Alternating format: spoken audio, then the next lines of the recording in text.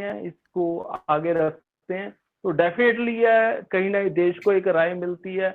Government एक policy बना सकती है जिसमें एक दिशा मिल सकती है, जो छुपी हुई जो ताकतें हैं, जो वुमेन हिडन पोटेंशियल है, तो देश को आगे लेके जा सकता है, ऐसी मैं आशा करता हूँ। कृपया आदरणीय जो भी इस पे आप सवाल पूछना चाहते हैं, काइंडली जो भी आप चाहेंगे तो काइंडली आप पूछें। Respected Rajni ma'am, over to you. बहुत बहुत आभार आपका सर, आपने हमें जो हमारे यहाँ की वुमेन एम्पावरमेंट है उसके बारे में बताया, और ये सच है। और इस कार्यक्रम को अब आगे बढ़ाते हुए मैं चाहती हूँ कि मैं अपना ज़्यादा वक्तव्य ना दूँ और जो सवाल हैं वो निकल के सामने आए। तो मैं बुलाना चाहूँगी हमारे बीच उपस्थित है हमारे आदरणीय साहबुद्दीन नियाज शेख सर, आपसे मैं आग्रह करूँगी कि आप आइए और सर से अपने प्रश्न रखिए जिसका समाधान।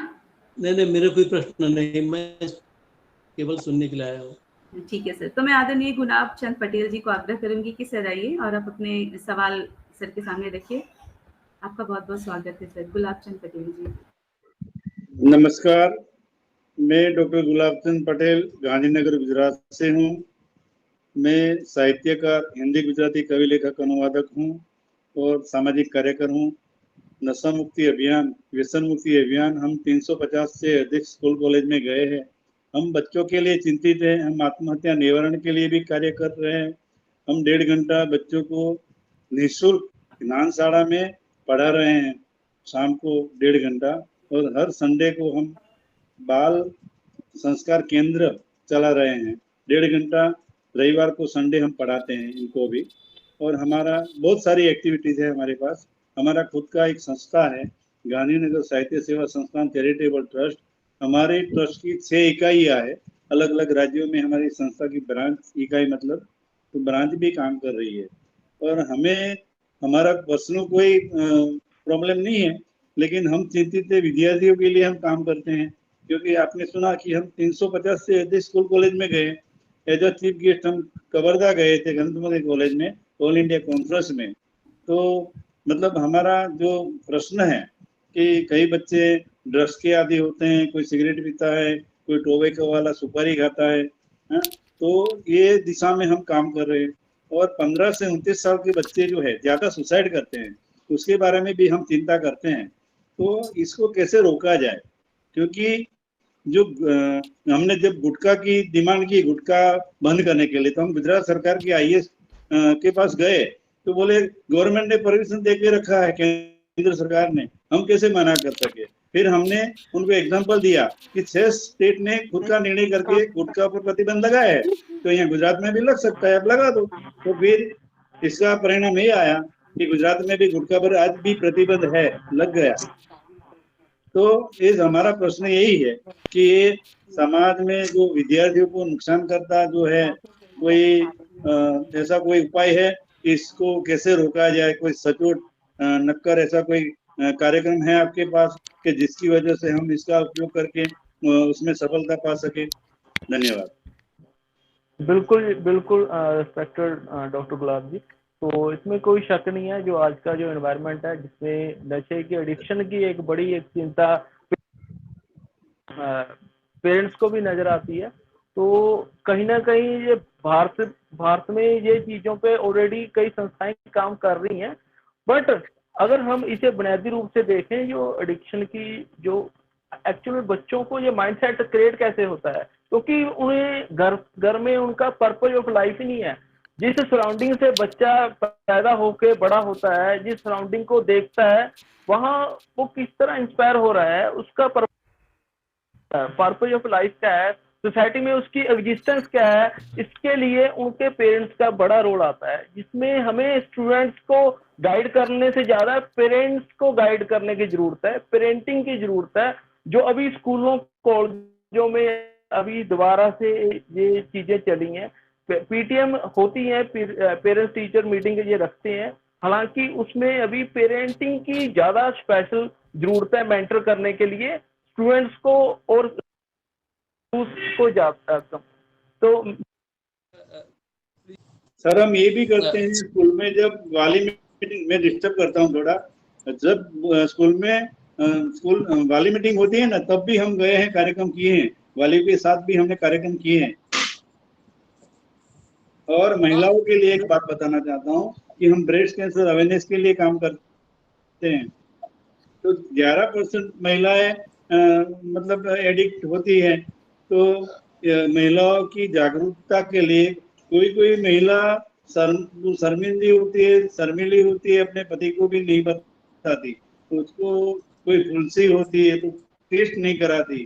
तो उसकी अवेयरनेस के लिए हमारी जो प्रेसिडेंट है डॉक्टर रीटा बनिक, वो उसको कैंसर हुआ था, ब्रेस्ट कैंसर, वो क्योर हो गई। फिर इसने एक ट्रस्ट बनाया और इसमें हमको जोड़ा था। हम एक ही जेंट्स है, बाकी सब लेडी डॉक्टर है, ऑन्कोलॉजिस्ट है, हमारे डॉक्टर रिपणा शुक्ला है, डॉक्टर भारती है, डॉक्टर कल्पना तिवारी है। ये लोग, हम जब गुजरात में कार्यक्रम आयोजित करते हैं तब दिल्ली बम्बई से बाई प्लेन यहाँ आते हैं, खुद के खर्चे से रुकते हैं और हम यहाँ कार्यक्रम करते हैं महिलाओं के लिए भी। तो सर ये हमको ऐसा कोई उपाय बताइए जो बच्चों के लिए हम ज्यादा चिंतित हैं, तो इसके लिए कोई ऐसा ठोस उपाय बताइए कि इसको कैसे रोका जाए, इसमें हम कैसे सफलता पा सके। धन्यवाद। बिल्कुल डॉक्टर साहब, इसमें सबसे पहले मैं बताना चाहूंगा, जो लाइफ स्किल्स पे ऑलरेडी भारत सरकार है, जो इनकी एजुकेशन मिनिस्ट्री है, 1000 करोड़ की सीधा इन्वेस्टमेंट कर रही है। जो बच्चों को लाइफ स्किल्स ही नहीं पता है अभी तक। पैंडेमिक टाइम में जब स्कूल कॉलेज यूनिवर्सिटीज बंद हो गए थे, तो मेरे लाइव प्रोग्राम आ रहे थे, उसमें हम लाइव प्रोग्राम में बच्चों के माइंड पैटर्न पे, उनके डेली रूटीन हैबिट्स पे बात कर रहे थे। तो मतलब कहने का ये है, जब तक हम उनके लाइफ स्किल्स नहीं दुरुस्त करेंगे, बच्चे को हम एंगेज नहीं रख रहे हैं उसके पर्पज ऑफ लाइफ के लिए, उसकी सेल्फ एम्पावरमेंट के लिए, अगर हम उसे वो शेड्यूलिंग नहीं देंगे, उसका रिचुअल हैबिट्स पे काम नहीं करेंगे, तो बच्चा अगर फ्री होगा तो वो कहीं ना कहीं वो एडिक्शन पे पास ही जाएगा ना। अगर उसको उसका माइंड पैटर्न जो है, उसकी काउंसलिंग है, उसकी मेंटरशिप है, अगर पेरेंट्स और लोकल जो भी स्कूल टीचर्स हैं या उसके और जो भी उसके वेल विशर हैं, जब तक उनकी मेंटरशिप नहीं मिलेगी, उसको पर्पज लाइफ नहीं मिलेगा, तब तक बच्चा जब फ्री माइंड रहेगा तो कहीं ना कहीं इन चीजों की तरफ जाएगा। हालांकि अगर उसका स्ट्रेंथ ढूंढा जाए, अगर उसे देश का एसेट समझा जाए, उस पर ध्यान दिया जाए, वो ही जितना मर्जी एडिक्टेड हो, जब उसे पता लगेगा उसकी सोशल एग्जिस्टेंस क्या है, सोसाइटी में उसकी एक्सपर्टी क्या है, सोसाइटी में उसका रोल क्या है, और देश में आगे विकसित करने के लिए उसका क्या रोल है, वो देश का हमारा एसेट है। अगर उसकी इंपॉर्टेंस उसके पेरेंट्स, उसकी वो पास रहती सोसाइटी उसको बताएगी, तो डेफिनेटली है वो इन चीजों से दूर होंगे। तो इस पे सबसे बड़ा रोल, सबसे बड़ा मेंटर जो है उनके पेरेंट्स हैं, पेरेंट्स ही गुरु हैं, और उसके साथ जो भी उनके वेलविशर हैं, चाहे वो उनके रिलेटिव्स हैं, उनको अगर वो पर्पज ऑफ लाइफ नहीं बताएंगे, तब तक ये हमारा युवा जो ऐसी भटकता रहेगा, और तब तक ये इन चीजों को, इन एसेट्स को संभालना वो कहीं ना कहीं देश की अथॉरिटी को भी मुश्किल हो जाती है। इसमें सबसे बड़ा जो निकल के आया सोल्यूशन यही है, हमने पेरेंट्स की मेंटरशिप करनी है, पेरेंटिंग पे हमने ध्यान देना है, पेरेंट्स को ट्रेन करना है हमने। डॉक्टर साहब बहुत सुंदर सर। जी सर धन्यवाद। मैं एक बात बताना चाहता हूँ कि हम जब कार्यक्रम करने जाते हैं तब बच्चा यदि एडिक्ट हो जाता है, तो इसमें माँ बाप को क्या रोल अदा करना है, टीचर्स को क्या रोल अदा करना है, उसका भी हम क्यों देते हैं। How to identify addict student, इसका भी हम क्यों देते हैं। तो मतलब इन लोगों को जानकारी मिले कि बच्चों को कैसा ट्रीट किया जाए, यदि कोई बच्चा एडिक्ट हो गया है तो इसमें से निकाला कैसे जाए, उसकी भी हम गाइडलाइन देते हैं सर। धन्यवाद। जी बहुत सुंदर, आपके प्रश्न भी बहुत ही सटीक थे, प्रासंगिक थे, और सर आपने जिस तरह से सवालों के जवाब दिए, तो ये हम क्या यहाँ बैठे सभी लोग इस चीज से सहमत होंगे कि बच्चों के सर्वांगीण विकास के लिए नैतिक मूल्यों से उनका जुड़ा होना बहुत जरूरी है। और उनके अंदर अगर नैतिक मूल्यों का समावेश ना हो तो बच्चे निश्चित तौर पर किसी न किसी बुरी संगत में पड़ के और इन चीज़ों के आदी हो ही जाएंगे। तो सर्वप्रथम माता पिता और जो भी उनके शुभचिंतक है, उन्हें चाहिए कि हमारे समाज में जो हमारे जीवन के नैतिक मूल्य हैं उनका उनके अंदर समावेश कराएं। बहुत सुंदर सर। और अब मैं अगले प्रश्न के लिए हमारे बीच उपस्थित हैं आदरणीय कुलदीप जी, ये सहारनपुर से हैं। और कुलदीप जी, मैं आपको आमंत्रित करती हूँ, आप अपने सवाल रखिए। कुलदीप जी। लगता है कुलदीप जी हमारे बीच अभी उपस्थित नहीं है, तो मैं अगले सवाल के लिए हमारे बीच उपस्थित है डॉक्टर विकास शर्मा सर। आप भी बहुत सारी संस्थाओं से जुड़े हैं, इनकी खुद की संस्थाएं हैं और ये सोशल वर्क, साहित्यिक वर्क, इस तरह के बहुत सारे कार्य करते हैं। तो मैं आदरणीय आपको आमंत्रित करती हूँ, आप पटल पे आए और अपने सवाल हमारे समक्ष प्रस्तुत करें। आपका बहुत स्वागत है। तरुण जी नमस्कार। नमस्कार नमस्कार। सर पहले तो आपको बहुत बहुत साधुवाद कि आपने जो ये मुहिम चलाई है बहुत ही बढ़िया है, बहुत ही सराहनीय है। और मेरा सवाल गुलाब चंद जियों से मिलता जुलता ही है सर, कि देखिए जब आज का जो दौर हम देखते हैं, एक दौर हमारा भी था, एक आज का है। जो 10वीं के बाद के बच्चे हैं वो लगातार सुसाइड कर रहे हैं। अब समझ में ये नहीं आता कि हमारी शिक्षा पद्धति में खामी है या माता पिता द्वारा परवरिश में खामी है या स्ट्रेस इतना बढ़ गया है कि वो इस कदम को उठाते हैं। अब हम दूर ना जाते हैं, पीछे कोटा में लगातार सिलसिला जारी रहा है, पंखों पे दवाई लगानी शुरू होगी, ये चीजें होगी, लेकिन क्या ये उस चीज का स्थायी समाधान है? बिल्कुल बिल्कुल है विकास जी, बिल्कुल है। तो इसमें तो ऑलरेडी मेरी प्रपोजल्स चल रही हैं। कोटा में स्पेशली हम नॉन स्टॉप एक सेशंस भी लगाना चाहेंगे कमिंग डेज सर में। मैं आपको बीच में रोकता हूँ, स्पेशली कोटा की बात नहीं है, मैं ओवरऑल की बात कर रहा हूँ। कोटा तो एक हब बन गया है, उस चीज की वजह से वहां की ज्यादा दिखाई देती हैं, लेकिन हमारे आसपास में देखेंगे ना, 10वीं में बच्चे के कम मार्क्स आए तो सुसाइड है, +2 में कम आए तो सुसाइड है। उसको रोकने का। हाँ बिल्कुल विकास जी, मैं इसी पे सभी पे ही बात कर रहा हूँ। ऑल ओवर जो बच्चे की जो स्ट्रेस है या वो स्टूडेंट की स्ट्रेस है, वो एजुकेशनल स्ट्रेस है जो पेरेंट्स होप कर रहे हैं एकेडमिक रिजल्ट से, उसकी कामयाबी एकेडमिक रिजल्ट से देख रहे हैं पेरेंट्स। ये सबसे बड़ी एक नाकामी है पेरेंट्स की और हमारी एक सोसाइटी की। ये माइंडसेट बना कैसे? ये माइंडसेट बना है, ये ऑलरेडी एक बिजनेस एजुकेशन मॉडल, एक बिजनेस बना रखा था जिन्होंने, जो कॉर्पोरेट अदारों में जो एजुकेशन मॉडल को बिजनेस बना के चले थे। उन्होंने एक स्ट्रीम्स फिक्स की, जैसे हम साइंस में देखें बच्चे की कामयाबी, उन्होंने बड़े इंस्टीट्यूट जो हैं, जो दिल्ली में कोटा में जो इंस्टीट्यूट चला रहे हैं, उन्होंने बच्चे की कामयाबी एक इंस्टीट्यूट के दायरे में ही फिक्स कर दी। तो ये एक सबसे बड़ी एक कमी रही हमारी एडमिनिस्ट्रेशन की, जिन्होंने इन चीजों पे ध्यान ही नहीं दिया। तो ये कहीं ना कहीं ये बच्चे को इसी की मेंटरशिप करने की जरूरत है, उन्हें करियर गाइडेंस देने की जरूरत है। इसी पे मैं बात कर पहले कह चुका हूं, हमें स्टूडेंट काउंसलिंग से ज्यादा आज पेरेंट्स काउंसलिंग की जरूरत है। पेरेंट्स एक बच्चे पे मेंटल प्रेशर क्रिएट करते हैं, उसका ऑलरेडी मेडिकल साइंस ने प्रूव कर दिया है। Multiple intelligence, Google search engine पे आप चेक कीजिए जाके, मल्टीपल इंटेलिजेंस में ऑलरेडी प्रूव कर रखा है मेडिकल साइंस ने। जहां बच्चे की स्ट्रेंथ है, जहां उसका पोटेंशियल है, उसको उसी में करियर लेके दिया जाए तो ऑल ओवर 2% बच्चों में वो आ सकता है, विश्व के पूरे दुनिया के 2% में अपना योगदान डाल सकता है। आज भी ग्लोबली पूरी दुनिया में, पूरे वर्ल्ड में 2% बंदे हैं जो पूरे 98% मिलके कंट्रीब्यूट नहीं कर पा रहे हैं, वो 2% बंदे पा रहे हैं। वो 2% वही बंदे हैं जो अपने पोटेंशियल पे, अपनी स्ट्रेंथ पे ही काम कर रहे हैं। मतलब जो उनका पोटेंशियल था उसको वो करियर अपॉर्चुनिटी लेके चले हैं। आज पूरे विश्व में अपनी वैल्यू एडिशंस कर रहे हैं, विश्व की इकोनॉमी में और भारत की इकोनॉमी में वो वैल्यू एडिशंस कर रहे हैं। तो इसके लिए कोई स्पेशल कोई रॉकेट साइंस नहीं है। जहां हम बात है गाइडेंस की, जो मैं मल्टीपल इंटेलिजेंस बोल रहा हूँ, 8-9 तरह की जो इंटेलिजेंस है, एक इंटेलिजेंस हर बच्चे में पाई जाती है।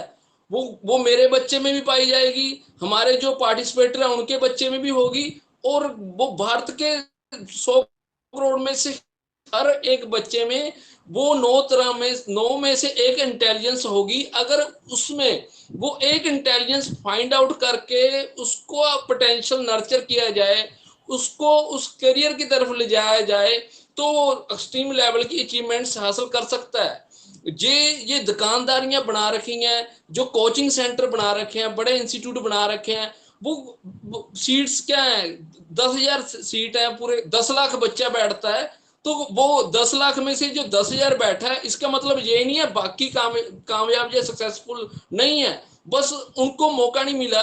और ये एक तैयार किया जाता है, ब्रांडिंग तैयार की जाती है, पोस्टर फोटो लगा के ब्रांडिंग तैयार की जाती है, तो पेरेंट्स भी बच्चों को उन पोस्टरों में टॉप रैंकर में देखना चाहते हैं। वो चाहते हैं अगर वो टॉप रैंकर में है तो वो कामयाब है, अगर टॉप रैंकर में नहीं है तो क्या बात होगी। इतने स्टार्टअप शुरू किए हैं, जो फ्लिपकार्ट आई है, ओला उबर आई है, ये हमारे भारत के बच्चों ने स्टार्टअप शुरू किए हैं ना, तो हजार हजार करोड़ की कंपनियां अगर खड़ी की हैं, इन्हीं बच्चों ने की है ना, तो मतलब कहने का क्या, उन्होंने प्रॉब्लम्स देखी। अब हमारी सोसाइटी में जब प्रॉब्लम देखी, उस पे सॉल्यूशंस ढूंढे, जब सॉल्यूशंस ढूंढे तो आज पूरे भारत की इकोनॉमी में वैल्यू एडिशन कर रहे हैं। तो यही मेरा कहने का मकसद है, बच्चे की एक्चुअल एग्जिस्टेंस उसकी यूटिलिटी में है, जो पेरेंट्स बता ही नहीं पा रहे हैं। वो यूटिलाइज कैसे होगा, वो एसेट कैसे बनेगा, उस पर काम ही नहीं हो रहा। तो उसके स्किल को एम्पावर ही नहीं किया जा रहा, उसके स्किल्स की स्ट्रेंथ क्या है इसे कोई देख नहीं पा रहा। जो एकेडमी संस्थाएं, ये बिजनेस है, एक होता है बिजनेस, एक होता है बिजनेस। ये बिजनेस शो करते हैं, प्रोडक्टिव एंगेजमेंट होती नहीं है। बच्चा 5 घंटे स्कूल जाता है, रिमेनिंग 19 आवर वो पेरेंट्स के पास होता है। जब प्रॉब्लम्स आती हैं तो वो सब्जेक्ट टीचर के पास लेके जाते हैं। सब्जेक्ट टीचर का काम ही नहीं है उस प्रॉब्लम को रिजोल्व करना, वो साइकोलॉजिकल प्रॉब्लम्स होती हैं, उस फील्ड का एक्सपर्ट इनके पास होता ही नहीं है। तो ये बड़ी दिक्कतें हैं एक्चुअल में। जिस बंदे ने इन प्रॉब्लम का हल करना है, पेरेंट्स उनके पास मेंटरशिप ही नहीं लेने जाते, और हम जैसे जो एक्सपर्ट्स बैठे हैं वो भी लिमिटेड है। तभी इस एक मार्केट बना रखी है हमारी स्पीकर्स की, उसमें भी वैक्यूम है। तो मकसद ये है, मेंटरशिप की जरूरत है उन्हें, मेंटरशिप की कमी के कारण ये हो रहा है। और ये एजुकेशन का जो धंधा बिल्ड कर रखा है, इस पे एडमिनिस्ट्रेशन इस पे कोई दखल नहीं दे रही है, ये एक बहुत बड़ी कमी है। तो इस एजुकेशन सेक्टर को, हेल्थ और एजुकेशन पे गवर्नमेंट का पूरी तरह कंट्रोल होना चाहिए, उसको ये कहीं ना कहीं खराब कर रहे हैं। बट आने वाले टाइम में इकोसिस्टम बिल्ड हो रहा है। अभी एजुटेक कंपनियां आ रही हैं जिसमें पेरेंट्स की निगरानी में बच्चे अच्छी लर्निंग कर रहे हैं। अभी यूरोपियन स्टैंडर्ड की एजुकेशन बच्चा घर बैठे भी सीख रहा है। तो बदलाव तो आ रहा है, समय के अकॉर्डिंग बदलाव तो आ रहा है। तो धीरे धीरे चीजों को अवेयर होते जाएंगे। जब पूर्ण रूप से अवेयर हो जाएंगे तो एक भी सुसाइड केस हमें देखने को नहीं मिलेगा जो एजुकेशन की स्ट्रेस के कारण है। विकास जी। सर, एजुकेशन का स्ट्रेस, देखो आपने अपनी जगह बिल्कुल सारी बातें ठीक कही हैं, लेकिन मेरा मानना है कि कहीं ना कहीं हमारे सिस्टम में खामियां हैं जी। एक एजुकेशन सिस्टम से आप भी आए हैं और हम भी आए हैं सर। मैथ और संस्कृत 2 सब्जेक्ट हमने देखे हैं ऐसे जो ओवरऑल अगर हम करें तो 100 के 100 आ सकते हैं, लेकिन क्या इंग्लिश हिंदी जितना पेपर उनको मिलता है, क्या 100 में से 100 पॉसिबल हैं अगर हम एक्यूरेट बात करें तो। और जो आप कह रहे हैं ना कि पेरेंट्स को, सर पता है क्या है, माहौल के अनुसार पेरेंट्स की भी मजबूरी होती है। पड़ोस में बच्चा है 100 लेके आया है, वो भी चाहता है कि 100 नहीं आए तो वो ताने मार देते हैं हमारे। आप भी चीज को समझते हैं, फेस करते हैं, हमारे पास भी लोग। सर बीच में रोकना चाहूंगी, यही तो, इसी बात से तो हमें आगे निकलना है कि हम दूसरों के कारण अपने बच्चों को प्रेशराइज कर रहे हैं। अगर उनके बच्चे 100 ला रहे हैं, मान लीजिए उनके बच्चे में पोटेंशियल है कि वो आईपीएस बन सकता है, उसने उन्हें आईपीएस की ट्रेनिंग दी, पढ़ाई कराई, तो उसमें उसने 100 लाया। मेरा बच्चा एक आर्किटेक्ट बनना चाहता है, मैंने उसे नहीं बनने दिया, तो वो 100 कैसे लाएगा यूपीएससी में। तो यही मेंटालिटी चेंज करनी कि आपके बच्चे के अंदर जो पोटेंशियल है, जो स्किल्स है, आप उस पर ध्यान दीजिए। लोग क्या कहेंगे ये वाला कॉन्सेप्ट नहीं आना चाहिए। मैडम मैं आपको बीच में रखूं, सुनिए रजनी जी, आपने जो कहा ना मैं उस चीज का जवाब देता हूं। क्या पता, देखिए आपकी थिंकिंग अलग है, मेरी अलग है। मेरा मानना पता है क्या है, जो ये नंबर वाला सिस्टम हमारा ला दिया गया ना, सबसे बड़ा पंगा यहाँ से शुरू होता है। एक 60% का बच्चा उसकी नॉलेज बहुत है, एक 100% वाला उसकी नॉलेज नहीं, सिर्फ रट्टाफिकेशन है। आप उसको कैसे दूर करेंगे ये बताइए। विकास जी, इसे मैं बताऊंगा, इसे रिस्पेक्टेड मैम मुझे अलाउ कीजिए प्लीज, मैं इस पे मैं पूरा करना चाहूंगा। विकास जी, इसी में मैं बता रहा था मल्टीपल इंटेलिजेंस। किसी बच्चे का मैथमेटिक्स अच्छा है, उसका लॉजिकल इंटेलिजेंस है। अगर किसी बच्चे का म्यूजिकल साउंड साउंड क्वालिटी अच्छी है, या किसी के इंटरपर्सनल स्किल्स अच्छे हैं, किसी का कम्युनिकेशन स्किल्स अच्छा है, जिस बच्चे की जहाँ स्ट्रेंथ है वो उसी में जाएगा, तभी वो अपने पोटेंशियल को नर्चर कर सकता है। ये सोशल कंडीशनिंग ही तो हमने खत्म करनी है। सोशल कंडीशनिंग वाले जो बंदे जो सराउंडिंग में बैठे हैं, फिर तो वो सक्सेसफुल होते पहले ही, फिर वो बच्चे पे अपने ड्रीम्स क्यों पूरे करते? तो एक यही एक कारण है, उन्हें उनको गाइडेंस की कमी है, तभी तो ये चल रहा है विकास जी। सर आजकल के माँ बाप बच्चे की चॉइस से नहीं पढ़ाते, माँ बाप की खुद की चॉइस होती है, मेरा बेटा डॉक्टर बने, मेरा बेटा इंजीनियर बने, मतलब बच्चे को जिसमें इंटरेस्ट है इसमें पढ़ाना चाहिए, ऐसा नहीं होता। एक्सक्यूज मी, मैं कुछ बोलना चाहूंगी इस मामले में। जी बिल्कुल मैम, आपको स्वागत जी, है। डॉक्टर मुक्ता कौशिक, जैसे कि बता रहे हैं कि पेरेंट्स का जो कुछ थिंकिंग रहता है अपने बच्चों के प्रति, लेकिन पेरेंट्स को ये पता होना चाहिए कि बच्चे का आईक्यू अलग अलग होता है। कोई जनरल्स होते हैं, कोई उससे कम होते हैं, निम्न स्तर के होते हैं, कोई जो सुपीरियर होते हैं। तो जो सुपीरियर है वो तो हाई लेवल पे चले जाते हैं। इसकी कमी पेरेंट्स में होती है, जिसकी वजह से वो अपने बच्चों को नहीं पहचान पाते। अपने बच्चों का स्तर पहचानना बहुत जरूरी है, तभी वो उस बच्चे के पसंद को जान पाएंगे, उसके स्तर को जान पाएंगे कि वो पढ़ क्यों नहीं पा रहा है। 100 नंबर सामने वाला बच्चा ला रहा है तो हमारा बच्चा भी लाए, ये थिंकिंग हटाना पड़ेगा। हमें बच्चों के आईक्यू को पहले देखना पड़ेगा। मेरे ख्याल से आईक्यू मतलब मैम मैं जी इसी जी पे आपकी बात को पूरा करना चाहूंगा। जैसे मैडम ने कहा कुछ कुछ बच्चे सुपीरियर होते हैं, कुछ बच्चों का एवरेज माइंड होता है, जैसे आप अभी कहना चाह रहे थे। बट मैं इसको बात को पूरा करना चाहूंगा। आइंस्टीन ने 100 साल पहले कह दिया था, एवरी पर्सन आर जीनियस। हर बच्चा जीनियस ही पैदा होता है। डिपेंड करता है आप उसे उसकी स्ट्रेंथ पे काम करने दे रहे हो या नहीं करने दे रहे। काम करने का मतलब उसको उसकी स्ट्रेंथ पे करियर अपॉर्चुनिटी बना रहे हो या नहीं बना रहे हो। क्योंकि कोई भी बच्चा है जो वॉल्यूम वर्क जिस फील्ड में करेगा वो उसका एक्सपर्ट हो जाएगा। 10,000 घंटे आप किसी भी चीज को दे सकते हैं, किसी भी चीज को देंगे पर्टिकुलर किसी डोमेन में, आप उस चीज की मास्टरी हासिल कर सकते हैं। वो इतना लंबा जो फोकस है ना, फोकस ब्रेन पे काम होता है।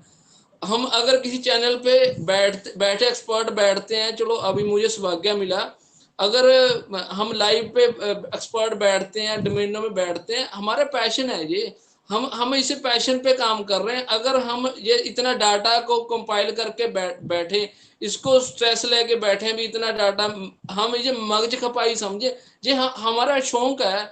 हम इतना डाटा को रिसर्च करते हैं, ये हमें रिसर्च में मजा आ रहा है, तो हम हमारी विल पावर नहीं लगती है। तो मतलब कहने का ये है, जहां अगर फोर्सली बच्चे को जिस स्ट्रीम में पढ़ाया जाएगा आप इसमें पढ़े, जब फोर्स किया जाता है तो वो रजिस्ट करेगा।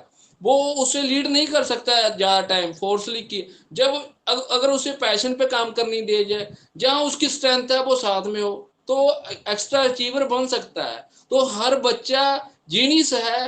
ये मेडिकल साइंस ने भी कहा है, आइंस्टीन ने 100 साल पहले भी कह दिया था, बस उसे अपॉर्चुनिटी नहीं मिलती है, उसको सही दिशा नहीं मिलती है। ऐसा मैं अपने विचार रखना चाहूंगा। बहुत सुंदर सर, आपने बहुत ही विस्तार से चीज़ों को हमारे सामने एक्सप्लेन किया, इसके लिए आपका बहुत बहुत आभार। और चूंकि समय सीमा का भी ख्याल रखना है, नहीं तो ये एक डिबेट जैसा हो जाएगा, और ये सब ऐसे टॉपिक्स होते हैं ना जो शायद इंडलेस होते हैं। तो अब मैं कार्यक्रम को आगे बढ़ाते हुए हमारे बीच उपस्थित है आदरणीय मुक्ता कान्हा कौशिक जी। आप असिस्टेंट प्रोफेसर हैं रायपुर में, और अब एक बहुत ही बड़ी साहित्यकार भी हैं। हमारे बीच ये सौभाग्य है कि आप उनसे जुड़ी हैं। मैं आदरणीय आपको आमंत्रित करती हूँ कि आप पटल पे आएँ और अपने प्रश्न रखें। आपका बहुत बहुत स्वागत है। धन्यवाद रजनी जी। और पटल पर जुड़े हुए अतिथि जो एक्सपर्ट है हमारे बीच, तरुण जी का हार्दिक स्वागत। और हमारे बीच उपस्थित हैं डॉक्टर साबुद्दीन शेख जी, जो हिंदी के ज्ञाता हैं। आप सभी पटल पर उपस्थित हुए उसके लिए भी आपका अभिनंदन। मैं मनोविज्ञान की शिक्षक हूँ। ये बताना चाहूंगी आप लोग को कि बच्चों को हम किस तरीके से उनका सर्वांगीण विकास, जो रजनी प्रभा जी कह रही हैं, उस चीज को देखते हैं। तो मनोविज्ञान की दृष्टिकोण से अगर हम देखें तो उनका शारीरिक, मानसिक, सामाजिक, नैतिक पूरा जो विकास होता है उसको हम बोलते हैं सर्वांगीण विकास। अब सभी बच्चों में ये सारा चीज हम कैसे कर सकते हैं? जैसे कि अभी हमने स्तर को देखा, तनाव, ज्यादातर जो तनाव है वो किशोरावस्था में देखा जाता है। बच्चे जब जैसे जैसे बड़े होते जाते हैं, पढ़ाई करते जाते हैं, उसमें तनाव या स्ट्रेस बढ़ते चले जाते हैं, क्योंकि आपस में जो अपने दोस्तों से मिलते हैं। तो इस किशोरावस्था में बिगड़ने की अवस्था भी कहा जाता है, इसको संघर्ष की अवस्था भी कहा जाता है, कि बच्चे को अगर सही शिक्षा नहीं मिल रहा है या आर्थिक स्तर उसकी सही नहीं है या उसका मानसिक विकास सही नहीं है, तो वो नशा मुक्ति की ओर भी चले जाते हैं, ड्रिंक लेना, स्मोकिंग करना, और जो अभिभावक है इससे परे रहते हैं। और ज्यादातर आजकल देख रहे हैं कि बच्चों को पढ़ाई के लिए बाहर भेज दिया जाता है, तो वो उन सभी लोगों से दूर होते चले जाते हैं जो उनको नैतिक शिक्षा पढ़ाएं, केवल वो अपने दोस्तों के बीच रह जाते हैं। और जो दोस्त हैं अच्छे मिले तो उनका विकास भी अच्छा होता है, आसपास का एनवायरनमेंट भी मायने रखता है उसके जीवन में। तो ये सब तनाव का ही कारण है। तो इन तनाव को हम कैसे दूर कर सकते हैं? बाहर बच्चे जा रहे हैं पढ़ने। बिल्कुल मैं इसी पे मैं बातचीत मैं पहले रख रहा था। जो पोलियो अगर पोलियो हो जाती है बच्चों को, तब उसे उसका ट्रीटमेंट नहीं होता है। पोलियो से पहले उसे वैक्सीन दी जाती है जब उसका जन्म होने के बाद। तो हमेशा जब बीमारी मार्केट में फैली है, मार्केट में बाजार में कोरोना है या सराउंडिंग में कोरोना है, तो पहले हमें लगाना पड़ता है मैम जो वैक्सीन होता है।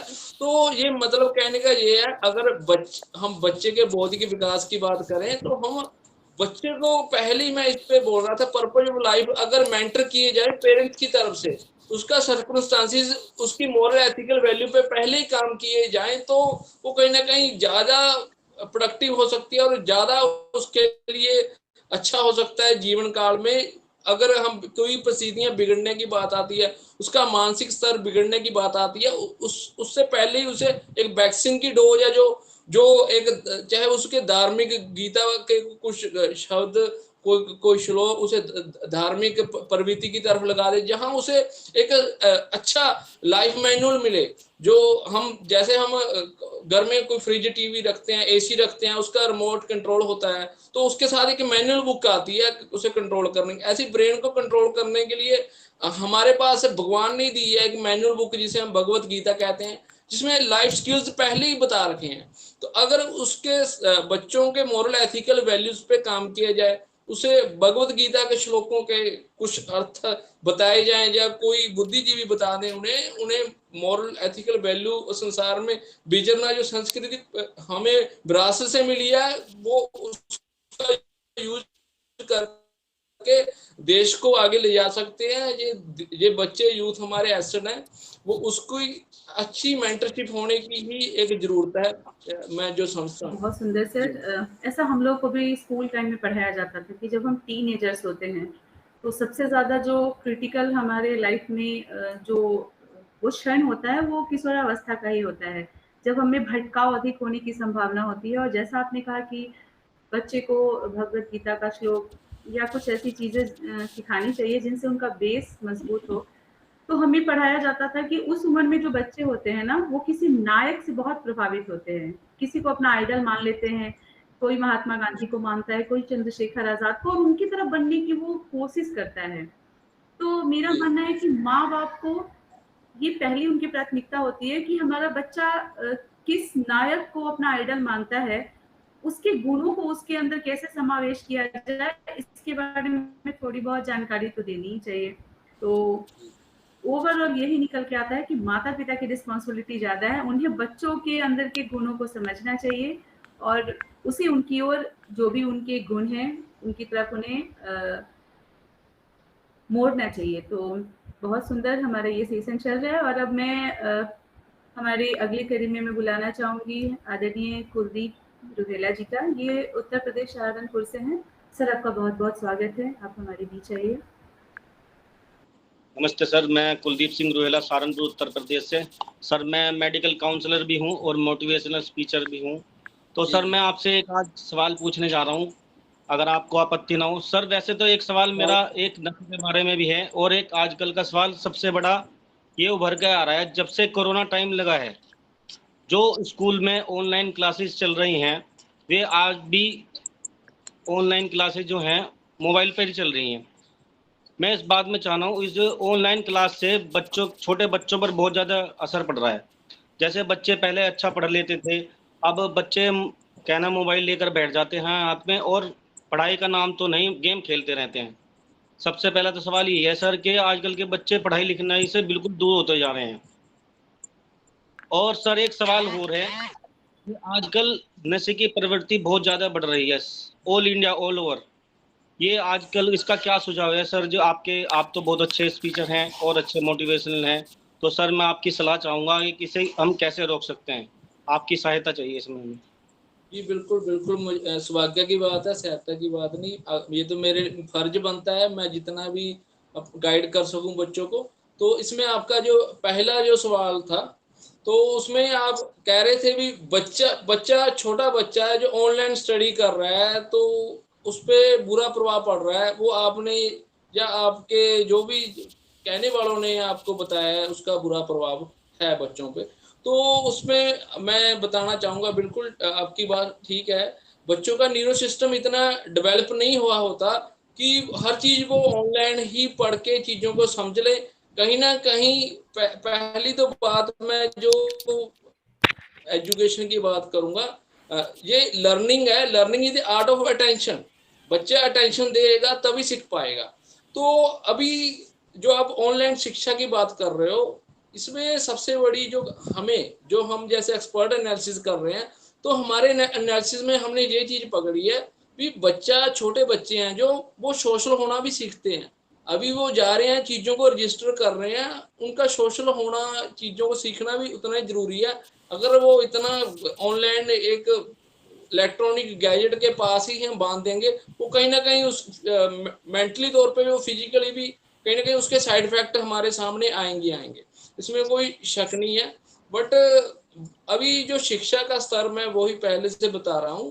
तो इसमें जो नई एनिमेशन वीडियोस आई हैं, बच्चे को 3D वीडियोस दिखाई जाती हैं, उसमें साइंस पढ़ाई जाती है, स्टीम कलर कोडिंग दिखाई जाती है। छोटा बच्चा जो इन चीज़ों को, स्मार्ट एजुकेशन जिसे हम बोलते हैं, तो स्मार्ट एजुकेशन बच्चों के लिए जरूरी है। वो उस चीज़ को 3D में देख के जल्दी अंडरस्टैंड कर पाता है। लर्निंग का एक्चुअल मतलब ही ये है, वो चीज़ों को, कंसेप्ट को, फंडामेंटल को समझ पाए।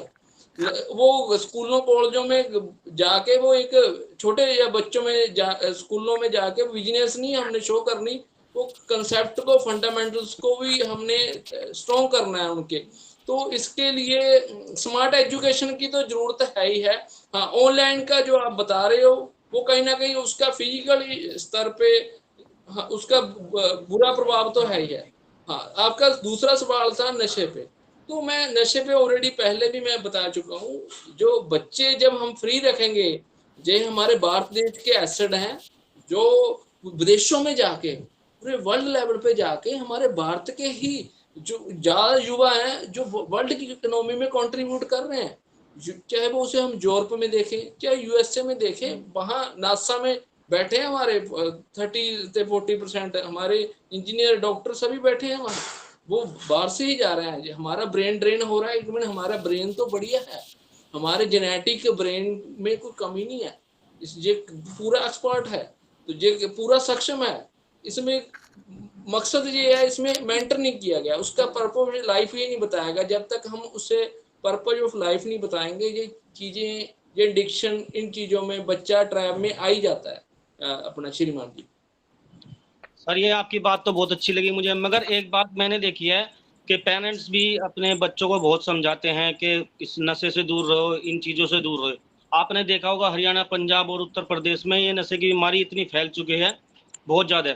मगर एक एक्शन सरकार बिल्कुल भी नहीं लेती है कि मानते हैं चलो कोरोना में इसने डिस्टेंस को अच्छा किया, मगर इस चीज़ के बारे में सरकार को भी काम करना चाहिए, नशे से सबको दूर रखना चाहिए। मगर नशे के ऊपर ज़्यादा ही काम चल रहा है आजकल। मैंने देखा है कि बिल्कुल भी सरकार भी इस चीज़ पे बिल्कुल इंटरेस्टेड नहीं है कि भाई कोई नशे में कूद रहा है तो कूदने दो सर। और बाकी तो सब अपने ऐसे हैंगे जो इस चीज पर ध्यान ही नहीं देते। माँ बाप भी पूरा समझाते हैं अपने बच्चों को कि भाई नशे से दूर रहो, मगर माँ बाप की बात बिल्कुल समझते नहीं है। अभी मेरे सामने क्रिटिकल ऐसा केस हुआ है, माँ बाप ने इधर उधर से पैसा लेकर उसके पास बहुत पैसा खर्च किया इलाज पर, मगर वो लास्ट टाइम में उसका लीवर डैमेज हो गया, और क्या हुआ, फायर में लास्ट में डेथ ही होगी। मैं माँ बाप की भी गलती नहीं मानता, मगर खुद सब अपने आपके बच्चों को भी समझना चाहिए कि हम किस जगह पे जा रहे हैं, किस नई जगह नहीं जा रहे हैं। बिल्कुल बिल्कुल कुलदीप जी, इसमें जो आप गवर्नमेंट की बात कर रहे हो, सरकार की बात कर रहे हो, सरकार तो ऑलरेडी इसको चीज़ों को एडवर्टाइज कर ही रहे हैं। अगर इस नशे से पहले अगर शराब की बोतल भी है ना, जिसे हम हार्ड ड्रिंक कह देते हैं, उस पर भी लिखा होता है ये आपकी सेहत के लिए हानिकारक है। सरकारों ने तो लिखा होता है। तो एक उनकी चॉइस है, ये तो फंडामेंटल राइट्स है ना, तो लोगों की चॉइस है। उन्होंने जो भी उनको चीज ठीक लगती है वो चीजें यूज करते हैं। अगर एक्सेस में कोई भी चीज यूज होगी तो एडिक्टेड तो होगा ही होगा। तो उसके लिए जिम्मेवारी पेरेंट्स की है, उसे पेरेंट्स को मेंटर करना, और उसके आसपास के एनवायरनमेंट का अच्छा बुरा प्रभाव पड़ता ही पड़ता है। तभी तो फिर पेरेंट्स जो है वो लोकेलिटी ऐसी ढूंढते हैं जो उनके बच्चों के लिए प्रेरणा बने। तो यही कोशिश है पेरेंट्स को, हम बार बार निवेदन करते हैं, या एक धार्मिक प्रवृत्ति से जुड़े तो कहीं ना कहीं बच्चों पे अच्छा हम प्रभाव देख सकते हैं। भगवत गीता से जुड़ना चाहिए, तो इन चीजों से निकल सकते हैं, ऐसा मैं आशा करता हूँ। जी थैंक यू सर। बहुत सुंदर आपके सवाल कुलदीप जी। और जैसा कि मुझे लग रहा है आज के सेशन में ये नशा मुक्ति अभियान पे ज़्यादा जोर दिया जा रहा है, जो कि बहुत ज़रूरी है, क्योंकि हमारे देश की जो युवा पीढ़ी है वो हमारे देश का कर्णधार है, तो उनके विषय पे चिंतित होना ये तो लाजमी है। पर मैं चाहूँगी कि सर थोड़ा समय सीमा का भी ख्याल रखा जाए, क्योंकि लोग जुड़ रहे हैं और समय हमारा बीतते जा रहा है। तो बिना किसी भूमिका के अब मैं इस कड़ी में आगे बढ़ाते हुए हमारे बीच उपस्थित हैं आदरणीय सर, आपका नाम राम निवास जी। सर आप बहुत अच्छे कवि हैं और विभिन्न मंचों पे इन्होंने अपनी सहभागिता दी है, तो मैं सर को बुलाती हूँ, सादर आमंत्रित करती हूँ कि आदरणीय आप आइए और अपने प्रश्न पूछिए। आदरणीय राम निवास जी। जी जी, मैं राम निवास तिवारी आंसू कवि निवाड़ी मध्य प्रदेश से हूँ। मैं एक शिक्षक भी हूँ। तो हमारे यहाँ पे शिक्षक के बारे में बता दें कि हमारा एक गांव है। वैसे हम निवाड़ी जिले में रहते, लेकिन हम चूंकि जहाँ पढ़ाते हैं गांव है, वहाँ बच्चे उनके अभिभावक कोई इंटरेस्ट ही नहीं लेते स्कूल आने में। 2 दिन स्कूल आते बच्चे, 2 दिन स्कूल नहीं आते। और जो अभिभावक हैं उनसे कहा जाता, लेकिन वो उसमें कोई रुचि नहीं लेते हैं बच्चों पर। तो बड़ी समस्या होती। देहात में काम इतना दे दिया हेड मास्टर को, आपने देखा होगा कि ऑनलाइन दिन में 4-4 6-6 जानकारी आती है स्कूल से, वो ऑनलाइन में अपन को भरना पड़ता है। लोग स्कूल बच्चे आते नहीं हैं, तो बड़ी समस्या है हमारे यहाँ बच्चों की। और अभिभावक उनको काम में लगाए हैं खेतों पर, जो अभिभावक है ना वे खेतों पर काम लगाए, तो स्कूल का तो बहुत ही बड़ी समस्या है हमारे स्कूल की। ठीक, तो उसके लिए कुछ बताएं हमें हमको क्या करना चाहिए, बच्चों के लिए अभिभावक के लिए क्या करना चाहिए। और मैं वैसे 4 पंक्तियां जरूर अभी हिंदी के लिए हम सबके बीच में पढ़ना चाहता हूँ। तो आइए, हिंदी के लिए लिखा है कि माथे में बिंदी का, और माथे में बिंदी का, और भाषा में हिंदी का, टीका आज सबको लगाना ही चाहिए। कि माथे में बिंदी का और भाषा में हिंदी का, टीका आज सबको लगाना ही चाहिए। माँ की भाषा से उसको मातृभाषा कहते आज, हिंदी का सबसे उपयोग करना चाहिए।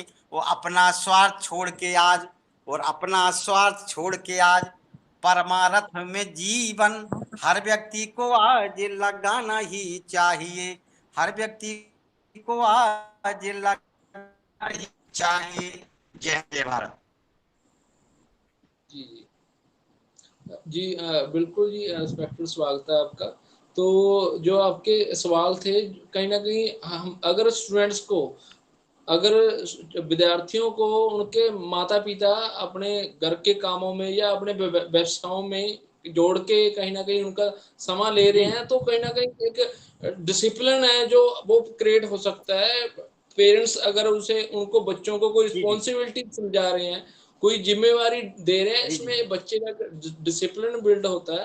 तो बच्चे को एक डिसिप्लिन की शिक्षा है जो अगर वो पेरेंट्स की तरफ से दी जाए तो इससे बढ़िया कोई बात नहीं हो सकती।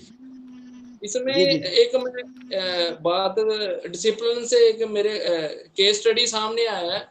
जो हम बात करते हैं डिफरेंट प्रोडक्ट्स की, तो उसमें जो मैन्युफैक्चरिंग यूनिट्स होती हैं, तो उसमें विदेश में जापान की चीज बहुत यूज की जाती है। तो क्योंकि वो डिफेक्ट फ्री चीजें होती हैं, जैसे पैमाने में माइक्रोमीटर होते हैं, इलेक्ट्रॉनिक्स चीजें हैं कुछ, वो जापान मेड बहुत यूज की जाती हैं। तो वो उसका एक सबसे बड़ा कारण यही है, जो हिरोशिमा नागासाकी वाला जो अटैक हुआ था, अमेरिका ने किया था जापान पे, तो जो भी वो बाद में संधि होने के बाद या सिलेंडर आत्मसमर्पण करने के बाद जापान ने फिर सपोर्ट कर दी, अमेरिका ने भी, हम आपको मिलिट्री रखने की जरूरत नहीं है, हम आपको सपोर्ट करेंगे।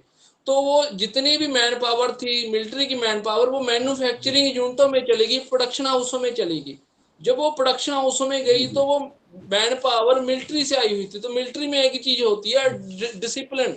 तो वो डिसिप्लिन अगर बच्चों के जीवन में आ जाए तो वो ऐसे डिफेक्ट फ्री, जैसे वो उन्होंने विश्व में अपने प्रोडक्ट्स भेजे और उस पर प्राउड किया जाता है, तो हमारे बच्चे अगर वो ऐसे डिसिप्लिन को सीख ले, वो आर्मी वाले मिलिट्री वाला डिसिप्लिन अगर बच्चों में घर से ही मिल जाए, तो वो बड़ा ही देश के लिए और भारत के लिए और कहीं ना कहीं समाज के लिए भी एक बड़ा कंट्रीब्यूशन हो सकता है। राम जी ठीक है, बहुत बहुत धन्यवाद आपका, बहुत अच्छी जानकारी के लिए बहुत बहुत आपको धन्यवाद सर। आपने बहुत सही जानकारी दी कि बच्चों में डिसिप्लिन का होना बहुत ज़रूरी है। और बात फिर पुनः वहीं आती है कि बच्चों के जो माता पिता है या उनके शुभचिंतक है, उनकी रिस्पॉन्सिबिलिटी ज़्यादा होती है कि बच्चों के अंदर हम शिष्टाचार, नैतिक मूल्य और ये जो डिसिप्लिन होता है, किससे कितना बात करना है, कहाँ बात करना है और कैसे बात करना है, कैसे पेश आना है, उन चीज़ों का समावेश करें। और मैं सबसे पुनः एक आग्रह करूंगी कि आप लोग अपना संक्षिप्त परिचय देते हुए अपने प्रश्न को रखें और कृपया अनावश्यक भूमिका न बांधे। और इस क्रम को आगे बढ़ाते हुए हमारे बीच में देख पा रही हूँ हरीश कुमार पांडे जी उपस्थित हैं। सर आप आए और अपने सवाल रखें। आपका बहुत बहुत स्वागत है आदरणीय हरीश कुमार पांडे जी।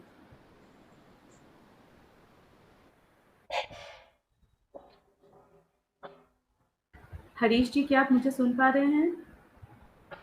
बहुत अच्छा प्रोग्राम आपका रहा है और जो प्रश्न पीछे आ चुके हैं वही प्रश्न मेरा है। मुझे प्रोग्राम बहुत अच्छा लगा है, धन्यवाद। बहुत शुक्रिया सर कि आपको प्रोग्राम अच्छा लगा। बस एक कोशिश है कि ये जो सामाजिक जागरूकता है, जिन्हें सर 190 देशों में देकर आए हैं, वो जागरूकता हमारे भारत में भी लाने की एक छोटी सी मुहिम है, कोशिश है। मैं इस कार्यक्रम में अब आगे हमारे बीच उपस्थित है डॉक्टर अनिल कुमार जी। आपको आमंत्रित करती हूँ। अनिल जी आप आइए और अपने सवाल रखिए। आपका बहुत स्वागत है।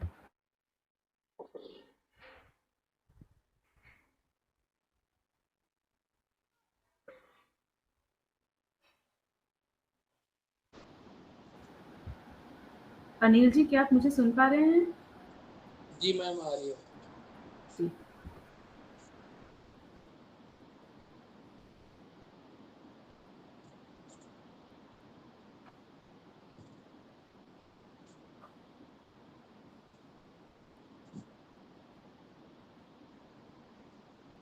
मैम आपकी आवाज पहले कट गई थी, आप दोबारा से रिपीट कीजिए। मेरी आवाज नहीं आ रही थी सर? पहले कट गई थी आपकी आवाज। आपका जो भी सवाल है आप दोबारा से, जिनको भी होस्ट करना चाहेंगे दोबारा से कीजिए। मैं हमारे बीच उपस्थित है आदरणीय अनिल कुमार जी। मैं उन्हें आमंत्रित करती हूँ कि सर आप आइए और अपने सवाल हमारे एक्सपर्ट से साझा करिए। आपका बहुत बहुत स्वागत है आदरणीय अनिल कुमार जी।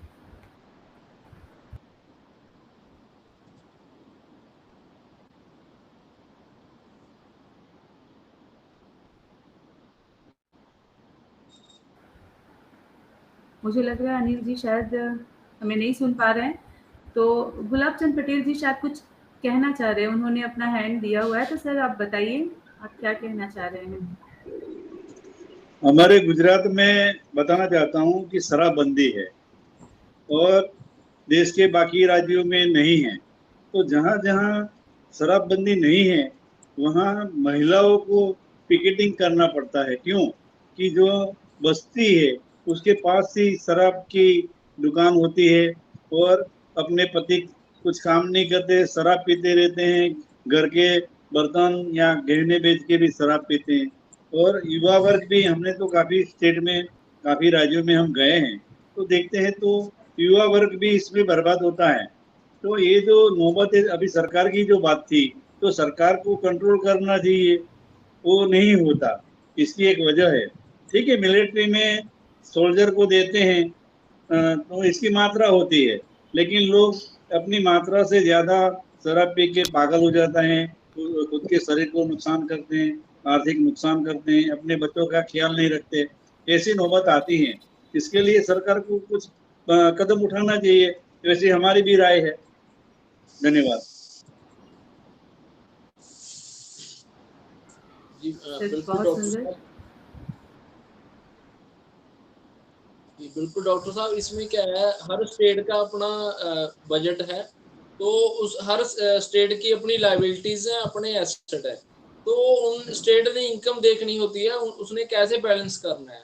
तो वो कहीं ना कहीं कुछ स्टेटों में तो बड़ा एक बजट होता है जो जिसे चलाई इस जो कस्टम वाले या एक्साइज वाले जो टैक्स ये लेते हैं वो उसी से भारी उनको इनकम वहीं से हो रही है सरकारों को, जिसे वो आगे वेलफेयर स्कीमों में लगाते हैं। तो अभी डिपेंड करता है वो स्टेटें कौन सी हैं। अगर वो पहली रिच स्टेटें हैं, बिजनेस क्लास उसमें पहली बैठे हैं, तो वो चीजें कंज्यूम कर रहे हैं, बड़ी लॉबी कंज्यूम कर रही है, तो वो तो एक प्लेजर के लिए यूज कर रहे हैं। अगर जैसे आप बता रहे हैं एक वर्कर है जो वो दिहाड़ीदार बंदा है जो इन एडिक्शन में पड़ता है, तो वो पैसे की कमी के कारण वो आपस में घर में कहीं ना कहीं वो डिस्प्यूट सुनने को मिलता है, तो वो चीजें कहीं ना कहीं हानिकारक प्रभाव वो देखने को मिलते हैं हमें। तो ये ऑल ओवर चीजें हैं। इसे हम जो आप कंट्रोल करने की बात कर रहे हो, तो ये एक हर जो नागरिक है उसके जो मौलिक अधिकार हैं उसमें इस चीजों को रखा गया। वो अपनी मर्जी से जो उसे पसंद है वो खा पी सकता है, उसकी आजादी का लुप्त मान सकता है। तो वो चीजें हैं, वो डिपेंड है अभी वो किस मात्रा में ले रहा है, लिमिट वो इसीलिए तो वो लिमिट के रडार से जब बाहर एक्सेस में चला जाता है तो वो हानिकारक प्रभाव दिखने हैं। श्रीमान जी सही बात है सर, आपकी बिल्कुल सही बात है। धन्यवाद। बहुत सुंदर सर, आपने बहुत ही सुंदर और सटीक हमें समस्या का समाधान बताया। और अभी मैं देख पा रही हूँ कि हमारे बीच उपस्थित है आदरणीय डॉक्टर सरोजनी वंदराज जी। आदरणीय, अगर आप मुझे सुन पा रहे हैं तो आप प्लीज पटल पे आइए और अपने सवाल हमारे एक्सपर्ट से रखिए। आदरणीय सरोजनी जी।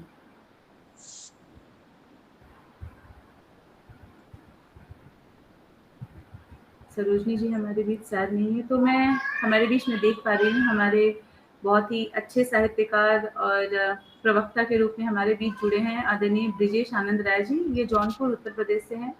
सर आप आइए और अपने सवाल हमारे एक्सपर्ट से रखिए। आपका बहुत बहुत स्वागत है। क्या कराइए बच्चा हाथ जोड़ू आके तो जगह जगह कुछ टिकड़ो और तो टिकाले ना मास्क लगा मास्क। सर आप माइक ओपन कर लें। बेच के बोलते कि नाटक करने जा रहे और भैया देख मत प्रदेश में कमी हमारे हमको शायद ब्रिजेश जी का नेटवर्क वीक है, वो कनेक्ट नहीं हो पा रहे हैं। तो मैं अब आगे बुलाना चाहूंगी सुनीता श्रीवास्तव जी को। आदरणीय जी सुनीता जी, आपका बहुत बहुत स्वागत है। आप अपने सवाल हमारे एक्सपर्ट से पूछिए और हमें भी लाभान्वित करिए। बहुत बहुत जी, पटल पे सभी को मैं प्रणाम बोलती हूँ। और तरुण जी, मेरे तो सवाल का उत्तर आपने दे ही दिया है, क्योंकि जो आपने बताया है कि बच्चों के अंदर जो है सबसे पहले जो है आधुनिकता से थोड़ी सी दूर ले जाना है। और क्यों ना हम अगर छोटे बच्चों से ही शुरुआत करते हैं कि उनको कैसे रखना है, कैसे टैकल करना है, तो क्या छोटे से सही रहेगा या बड़े से सही रहेगा? मेरी नज़र में तो ये रहता है कि जिस कक्षा को मैं एक प्रधानाध्यापक हूँ 1 से 8 तक के, और मैं ये सोचती हूँ कि उन्हीं बच्चों से शुरुआत करें, क्योंकि मैंने देखा है, अपने विद्यालय में देखा है। आपसे सवाल करने से पहले मैं पूछ रही हूँ कि वो बच्चे आधुनिकता में इतना बहते हैं कि दूसरा अगर शराब पीता है तो वो भी जो बॉटल फेंकते हैं। मैं सुबह जब विद्यालय में गई 2-4 बच्चे देख रहे थे कि उसको लेके और ग्लास में डाल के पी रहे हैं। मुझे तो बड़ा दुख हुआ कि ये क्या हो रहा है। तो पता चलता है कि वो दादा पीते थे, वो नेता बने हैं तो मैं भी बनूंगा, वो प्रधान जी बने हैं तो मैं भी बनूंगा। बताइए मैं क्या करूं? इसके लिए तो मेरे समझ में नहीं आता। वही जो आपने बताया कि उनको थोड़ी सी तो सख्ती करना पड़ेगा, तो क्या ये सही रहेगा? बिल्कुल मैम, अगर वो अपने जो आइडल हैं, जो आप बता रहे हो, कोई सेलिब्रिटी या कोई नेता लोग हैं, उनको अपना रोल मॉडल आइडल मान रहे हैं, तो नेता को आइडल मानना, रोल मॉडल मानना कोई बुरी बात नहीं है। पर वो किस नेता को मानना है? वो नेता सुभाष चंद्र बोस को माने, वो नेता महात्मा गांधी जी को माने, तो वो उन्हें नेता की पहचान सही कराने की जरूरत है ना। तो अब उन नेताओं की, जो उन देशभक्त लीडरों की कहीं ना कहीं आप उनको रुचि देखने के लिए या उनकी जीवनी के आधार पे उनको कहीं ना कहीं इंस्पायर करें, तो कहीं ना कहीं वो जो माइंडसेट है वो अपने आप कन्वर्ट हो जाएगा बच्चों जी का। सर, मैं उन लोगों को जो छोटे-छोटे गाँव में नेताजी लोग होते, मैंने एक बार मीटिंग किया और बुलाया, छोटे-छोटे क्लिप भी बनाया था और दिखाया कि देखिए बच्चे आपके बारे में ऐसे बोलते हैं, आप बताओ इन बच्चों के साथ क्या किया जाए। और उन लोगों ने काफ़ी माफ़ी भी माँगी और उन्होंने कहा कि मैं विद्यालय के कभी भी करीब भी नहीं पिएँगे, ना इस तरह की हरकत करेंगे। मुझे अच्छा भी लगा। लेकिन मैं कुछ ना कुछ उन अभिभावक को भी दोषी मानती हूँ, अपने को भी दोषी मानती हूँ, क्योंकि मेरे पास भी बच्चे 8 घंटे तो रहते ही हैं सर। तो मुझे तो हाँ, तो मुझे तो कुछ ना कुछ उन विभाग से भी कहना है कि आप लोग कुछ तो छूट दीजिए जिससे हम बच्चे को ले जाएँ।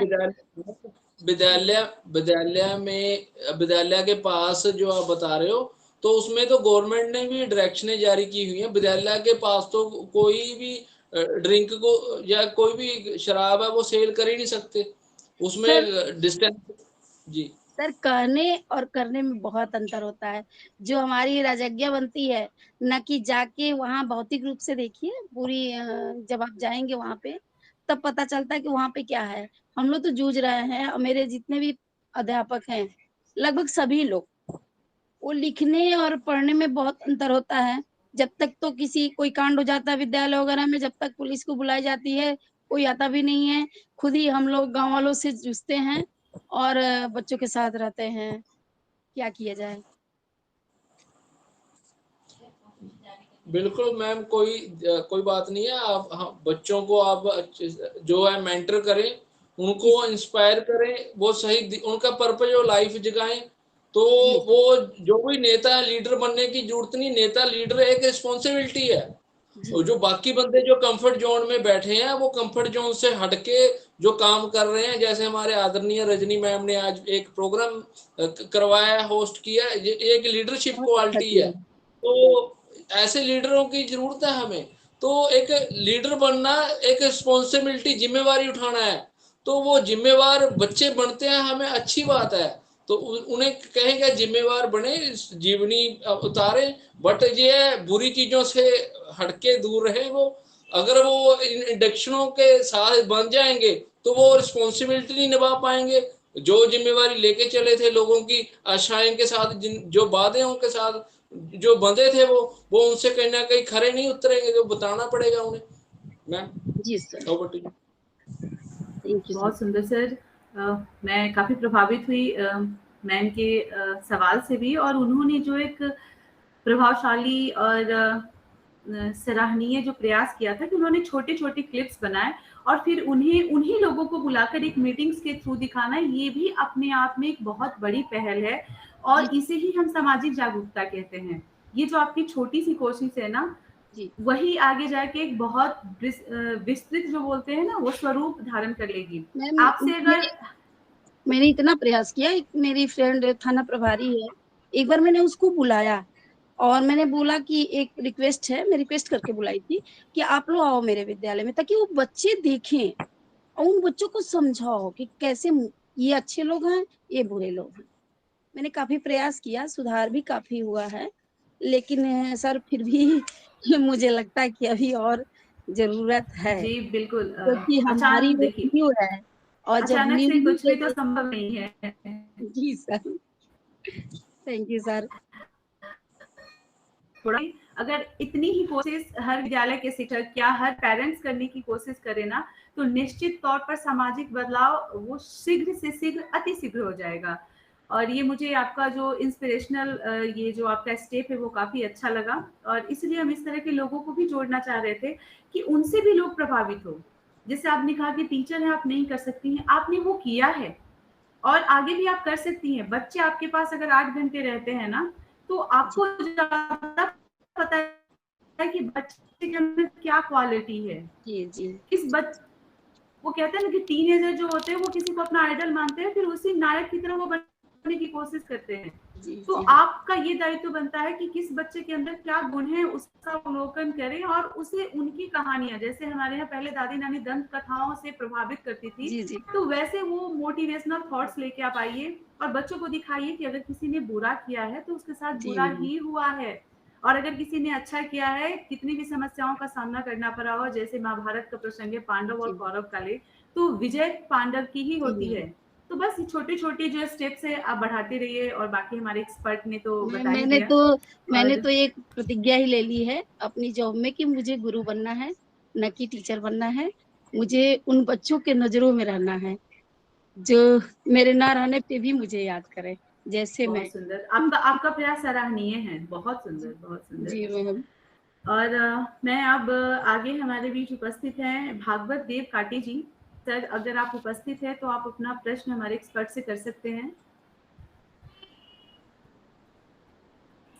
सर, अगर आप मुझे सुन पा रहे हो।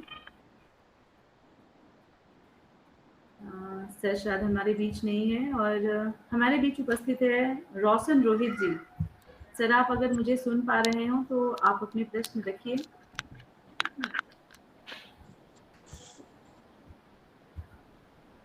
रोशन जी, आप जी नमस्कार।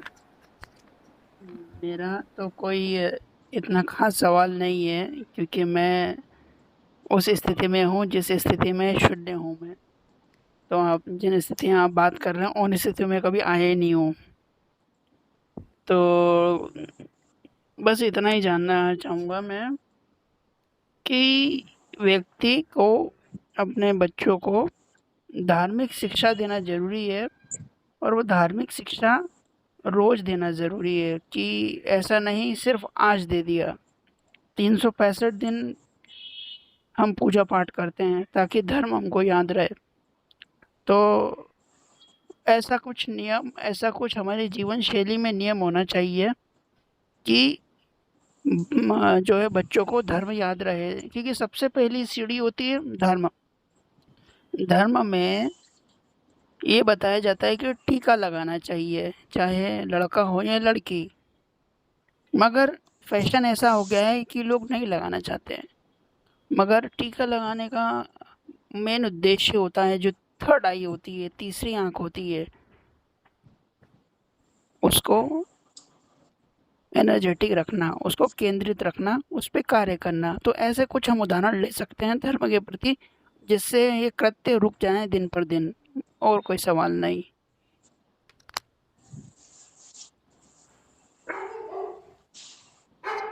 जी जी, इसमें बिल्कुल आपने सही कहा। तो इसमें हम पहली विचार चर्चा में यही बात रखी थी, अगर हम बच्चों की मोरल एथिकल वैल्यू पे काम करना है तो उनकी धार्मिक प्रवृत्ति की तरफ उन्हें कहीं ना कहीं जो हमारी संस्कृति से चीजों को सीखना मिलता है, चाहे वो भगवत गीता के श्लोक हैं, गीता में बच्चों को लाइफ मैन्यूर के बारे में ऑलरेडी बताया गया है। तो इन चीजों पे अगर काम किया जा सके तो कहीं ना कहीं हमारा यूथ है जो उसे का मार्गदर्शन हो सकता है और सही दिशा की तरफ वो जा सकते हैं। बिल्कुल जी, स्वागत है जी आपका। बहुत सुंदर सर, आपने धर्म की ओर लौटो वाली बात याद दिला दी। आधुनिकता के इस बढ़ते हुए जो बोलते हैं वैश्वीकरण अगर हो रहा है, डिजिटल वर्ल्ड हो रहा है, तो हम धर्म से कहीं ना कहीं कट रहे हैं। तो कुल मिला के जहाँ तक रोशन जी की बात से मुझे समझ में आई है कि हमें धर्म से जुड़े रहना चाहिए, और जब धार्मिक प्रसंग या फिर धार्मिक तीज त्योहार या इस तरह की छोटी छोटी चीज़ें जब हमें बताई जाएंगी तो हम अपने नैतिक मूल्यों को समझ पाएंगे। बहुत सुंदर रोशन जी।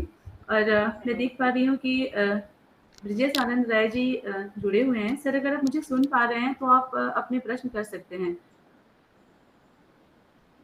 आदरणीय ब्रिजेश आनंद राय जी।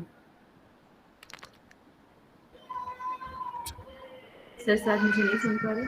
अच्छा सर आपसे आग्रह है, आप अपना प्रश्न पूछिए। मैडम कोई मेरा प्रश्न नहीं है, आप आगे बढ़ें। जी ठीक है। अब मैं बुलाना चाहूंगी आदरणीय डॉक्टर अनिल कुमार सर को। सर, आप अगर उपस्थित हैं तो आप अपने सवाल कर सकते हैं। आपका स्वागत है।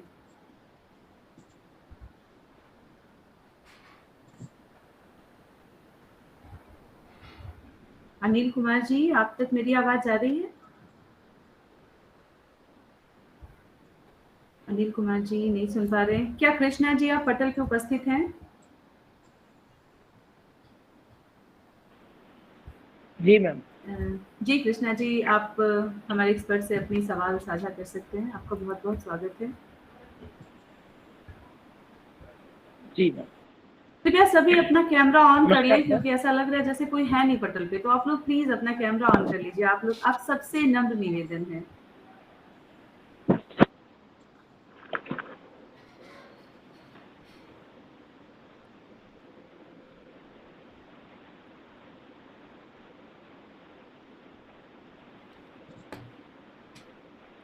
कृष्णा जी, आपकी आवाज नहीं आ रही है।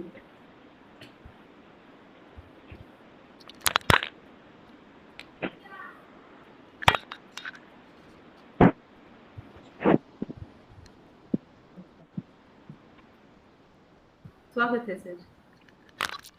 मैं हिंदी अध्यापक के जैसा काम कर रहा हूँ। सर, प्रश्न ये है कि सर, आपकी आवाज बहुत धीरे आ रही है, तो थोड़ा लाउडली बोलिए। जी जी मैडम, अब आवाज आ रही शायद? जी सर, आ रही। जी सर, मैं हिंदी अध्यापक हूँ। जब से मैं अध्यापक बना तब से मेरी समस्या ये रही कि मैं जब भी कक्षा में प्रवेश करता हूँ तो मैं बच्चों में एक बच्चा के जैसा, मतलब ये मैं भी एक स्टूडेंट के जैसा दिखता हूँ। तो मैं बाद में कुछ दिन के बाद मैं एक अध्यापक के जैसा मैं बच्चों की नज़र में रह जाता हूँ, ताकि मतलब जैसे कि मैं अपनी पढ़ाई और अपनी क्षमता जो भी बच्चों के सामने प्रवेश करता, मतलब ये करता हूँ। तो तब मतलब अब तो मैं डिग्री पढ़ाता हूँ, तो मुझे और मतलब इतने दिन मैं स्कूल में पढ़ाता था, तो मुझे डिग्री के क्लासेस भी दिए गए हैं। तो बच्चे वहाँ बड़े बड़े बच्चे रहते हैं, डिग्री के बच्चे आपको पता ही है।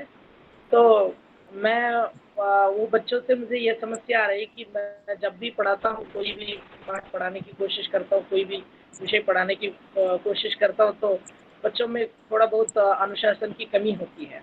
तो मुझे आप कुछ सूचना दे सकते हैं इसके मामले में?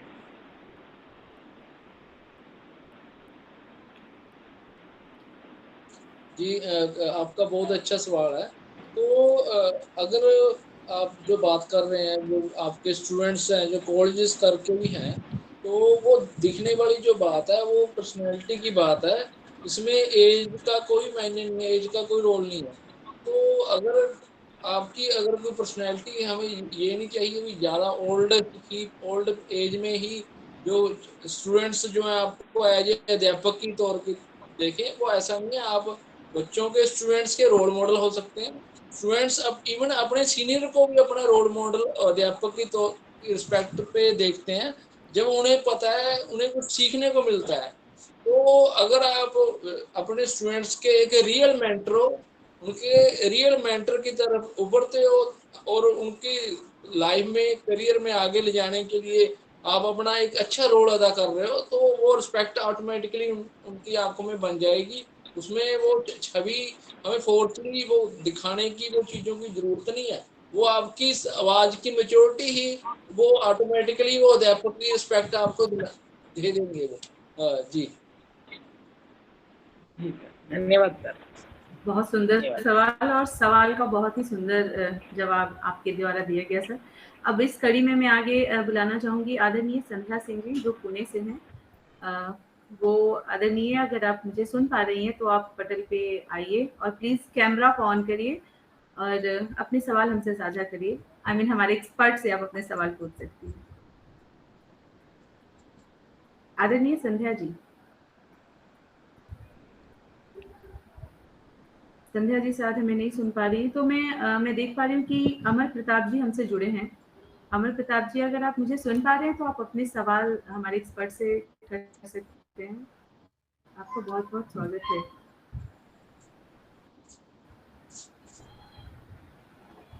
अमर जी, आप मुझे सुन पा रहे हैं?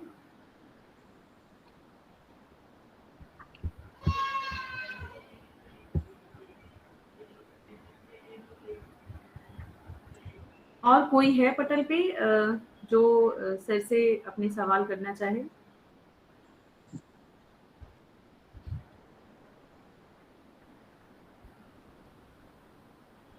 सर मैं देख पा रही हूँ लोग तो जुड़े हैं, पर पता नहीं लोग सवाल क्यों नहीं कर रहे हैं।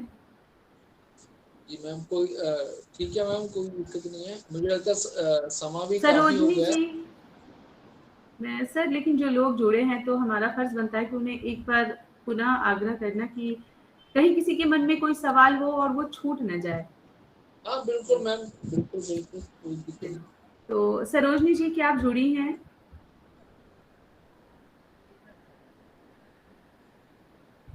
सरोजनी जी,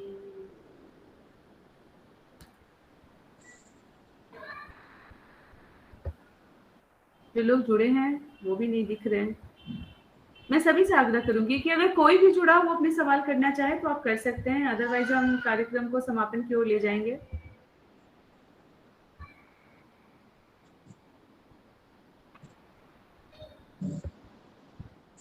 संध्या जी, आप जुड़ी हैं?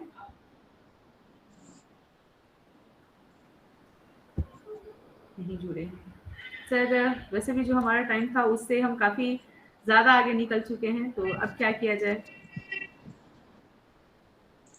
जी मैम, एक बार आप अगर इन तसल्ली होगी या सभी जो हमारे पार्टिसिपेटर हैं अगर दोबारा से निवेदन करके देख लीजिए, तो उनसे जो पार्टिसिपेट कर रहे हैं उनसे भी हम पूछ लें भी, ताकि समाप्ति की तरफ हम बढ़ सकते हैं। जी बिल्कुल। करुण सर, हमारा एक क्वेश्चन है, आपके बारे में थोड़ा बताइए, आप इसके अलावा क्या करते हैं? सुंदर सवाल सर। जी जी डॉक्टर साहब, मैं एक सोशल वर्कर हूँ। मैं सोशल वर्क ही फुल टाइम दे रहा हूँ। मैं एज ए प्रोफेशनल इंजीनियर हूँ, बट एक फिक्स डोमेन में वहाँ भी मैं डीम यूनिवर्सिटी में सेवा दे रहा था, और वहाँ मुझे उन्नत भारत अभियान में जुड़ने का मौका मिला, जो आईडी दिल्ली ने चलाई थी स्कीम ये। तो वहीं से आगे एक स्टेप जो है, जो दायरा बढ़ाया हमने, तो as a expert different national international channel पे मैं एंटरटेन होता हूँ। उसमें सूचना ओरिएंटेड टॉक शो प्रोग्राम मैं दे रहा हूँ, और इस पे गवर्नमेंट को मैं पॉलिसी बनाने में और लोगों की जो प्रॉब्लम्स है उस पर मैं विचार चर्चा इंस्टीट्यूशंस भी बताने में कोशिश रखता हूँ, अपना रोल अदा करने की कोशिश करता हूँ। तो इस पे ही काम कर रहा हूँ पिछले कई सालों से। बहुत बढ़िया, धन्यवाद सर। सर मेरा एक सवाल है। आप ये बताएं कि अगर एक टीचर बहुत ही ज्यादा सोचता है कि मेरे बच्चे समाज और काफी मेहनत करना चाहता है, तो अगला क्यों उसको डोमिनेट करता है? इससे मैं बहुत दुखी हूँ। अगला बार बार जी।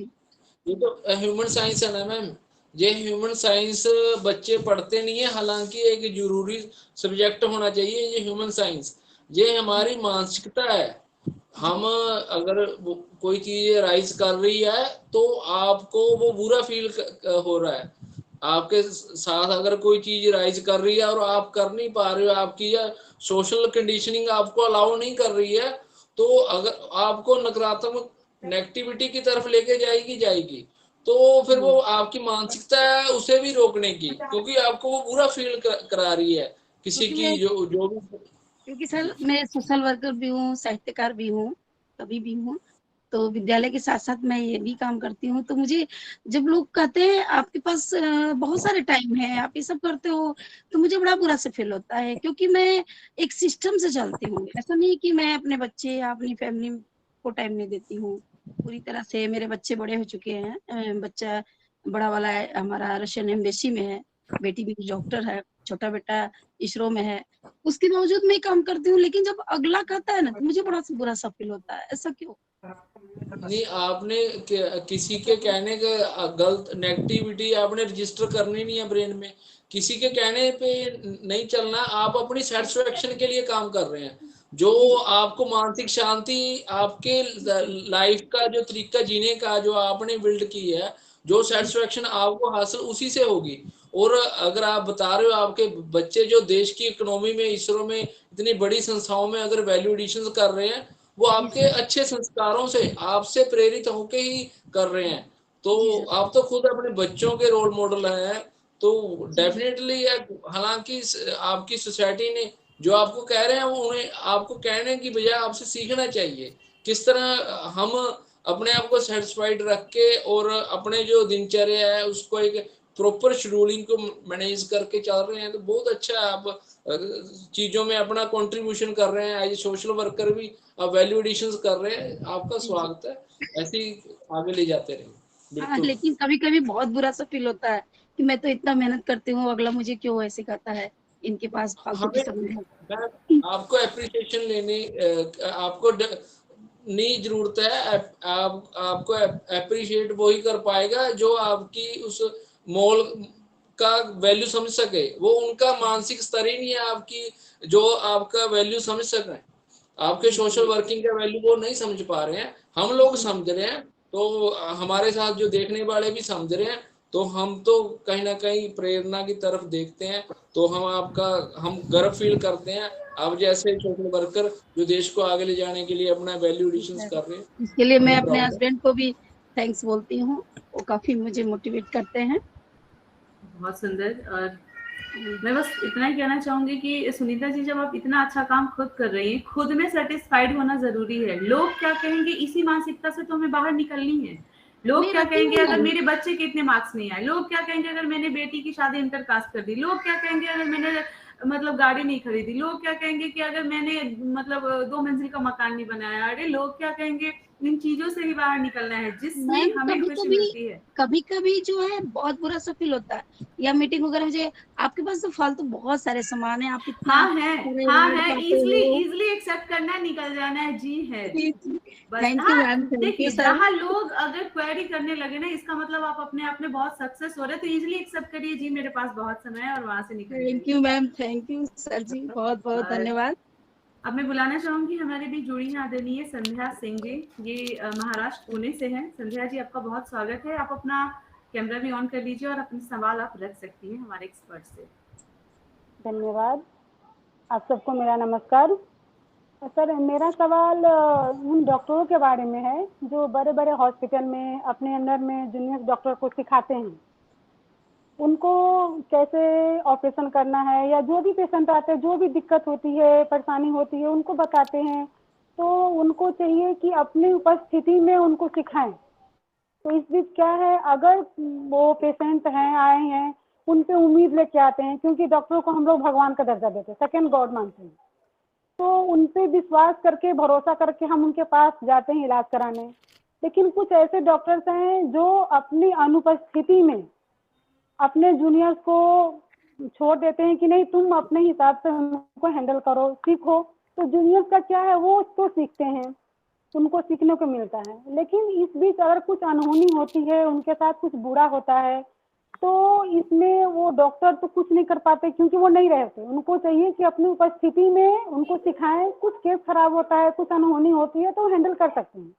लेकिन अनुपस्थिति में क्या होता है कि जो पेशेंट है उनके साथ अनहोनी होती है, बुरा होता है, तो पेशेंट को भुगतना पड़ता है, उसकी भरपाई तो डॉक्टर नहीं करते हैं।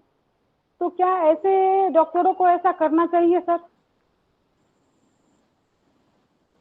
जी देखो, ये डॉक्टर को भगवान का दूसरा दर्जा दिया ही गया है, तो डॉक्टर का प्रोफेशन बड़ा टफ है, क्योंकि जब भी कोई इमरजेंसी आती है पेशेंट को, डॉक्टर को ये नहीं पता उन्हें रात को उठना पड़ जाए, उन्हें किस टाइम जाना पड़ जाए। तो डॉक्टर तो ऑलरेडी अपने पूरा जीवन है जो लोगों की सेवा में झोंक चुके हैं। अभी उन्होंने इतना पोटेंशियल है, इतना सेवाएं वो दे रहे हैं। फर्क इसमें पड़ता है जो मानसिकता लेके चले हैं, जब उन्होंने जर्नी शुरू की थी तो वो उन्हें सौभाग्य मिला है लोगों की सेवा करने का, बट इसे हम एक कमर्शियल एक्टिविटी भी बना चुके हैं। तो वो कमर्शियल एक्टिविटी, ये बड़े हॉस्पिटलों के खर्चे बड़े हो गए हैं, वहाँ टारगेट दिए जा रहे हैं, जो मशीनें इलेक्ट्रॉनिक्स 20-20 लाख की 1 करोड़ की मशीनें लग रही हैं, उन्होंने भी आगे टारगेट पूरे करने हैं। जिस चीज़ों का सारा एक इकोसिस्टम बिल्ड हो गया जिसका प्रेशर पड़ता है डॉक्टरों पे, तो वो जो आप ट्रेनिंग जूनियरों के बोल रहे हैं वो भी एक प्रेशर है। वो एक सिफारिश भी हो सकती है, किसी मंत्री की सिफारिश हो सकती है, किसी लीडर की हो सकती है, उसको अकोमोडेट भी करना है। तो ये सारी चीजें हैं, ये बैलेंसिंग पे टिकी हुई हैं, ये बैलेंस करने की वो कोशिश कर रहे हैं। तो पर डॉक्टर, जो मेडिकल डॉक्टर है वो हमेशा भगवान का रूप ही रहेंगे। उनकी जर्नी इसीलिए शुरू हुई थी, वो उन्होंने लोगों की सेवा करनी है, लोगों को शरीर को ठीक करना है, और जो रोल वो अदा कर रहे हैं वो कंपेयर नहीं कर सकते हैं। जी नहीं सर, सारे डॉक्टर्स तो ऐसे नहीं होते हैं, लेकिन कुछ डॉक्टर्स ऐसे हैं जो अपने प्रोफेशनल के साथ सही नहीं करते सर। वो अपने एब्सेंटी में जूनियर्स को हैंडल कर देते हैं, छोड़ देते हैं। लेकिन ऐसे में क्या होता है, जो पेशेंट्स होते हैं वो पेशेंट को उनको दिक्कत आती है, उनके साथ परेशानी होती है, तो उनके लाइफ का क्या सर? सर जहाँ तक मैं इनके सवाल को समझ पा रही हूँ, उनका सवाल ये है कि अगर डॉक्टर की जो रिस्पॉन्सिबिलिटी होती है वो अपने असिस्टेंट को सौंप के चले जाते हैं, और अगर वहाँ पे ये केस बाय चांस अगर वो केस खराब होता है तो उसकी रिस्पॉन्सिबिलिटी डॉक्टर को उठानी चाहिए या उस हॉस्पिटल को उठानी चाहिए, ये होना चाहिए। जबकि ये होता नहीं है। अगर किसी की आर्थिक आय बहुत कम है, कैसे कैसे करके वो एडमिट होते हैं और फिर वो अपने जूनियर्स को सीखने के लिए छोड़ के चले जाते हैं और केस बिगड़ जाता है। तो यहाँ पे रिस्पॉन्सिबल कौन है सर? ये हॉस्पिटल वाले हैं या फिर हमारे यहाँ का जो डॉक्टर्स की एक फ्रीडम है उस पर बैंड होना चाहिए? रजनी मैम, इसमें डॉक्टर की संख्या की कमी है, सबसे बड़ी आबादी पॉपुलेशन ज्यादा है यहाँ डॉक्टरों की बहुत। सर मैं बीच में रोक रही हूँ, लेकिन क्या हमारे यहाँ ऐसा कोई कानून नहीं है कि डॉक्टर ने अगर ऐसा किया है तो उन पे कार्रवाई होनी चाहिए? नहीं, बिल्कुल। देखो, अगर कोई लगता है कोई कानून की तोड़ेगा या कानून का एक्शन होता है तो वो उन पे भी हो रहा है, वो तो होता है। इतने केस सामने आते हैं जब कोई केस खराब हो जाता है, हालांकि डॉक्टर कभी नहीं चाहता कोई केस खराब हो। अगर कोई केस खराब हो जाता है और पेशेंट के फैमिली वाले, तब वो भी कानून की हेल्प से वो कहीं ना कहीं चीज़ों पे एक्शन लेना चाहते हैं, तो वो चीज़ें होती हैं, सामने आती हैं, तो वो तो है ही है। सुंदर सर, और आज का हमारा कार्यक्रम काफी सफल और सराहनीय रहा। तो सर लगता है सारे लोग अपने सवाल पूछ चुके हैं, तो क्या इस कार्यक्रम के समापन की ओर हम बढ़े? रजनी जी, हम लोग इतने अभी भी जागरूक नहीं हो पाए हैं, चाहे उनके हाथ में हर हाथ में मोबाइल है लेकिन अलग काम के लिए है, जागरूकता से उसका कोई लेना देना नहीं है। दिन रात लोग 2 GB 5 GB डेटा खर्च कर रहे हैं, वो रील्स बन रहे हैं, जागरूकता का उससे कोई लेना देना नहीं है। तो क्या इसके लिए गवर्नमेंट को नहीं चाहिए कि वो चैप्टर निर्धारित करे जो स्कूल में पढ़ाया जाए कि महिलाओं के ये अधिकार हैं और ये बच्चों को जानना जरूरी है? क्योंकि इससे क्या होगा ना कि बच्चे जागरूक तो होंगे, उनके जब पेरेंट्स जागरूक होंगे ना, आए दिन आप देखते हैं कि बच्चियों के साथ जो हरकतें, जो वारदात हो रही हैं, उनसे निकलने के लिए ये जरूरी है कि उन्हें जागरूक किया जाए। तो गवर्नमेंट की थोड़ी सी तो रिस्पॉन्सिबिलिटी बनती है, उसे निभाना चाहिए।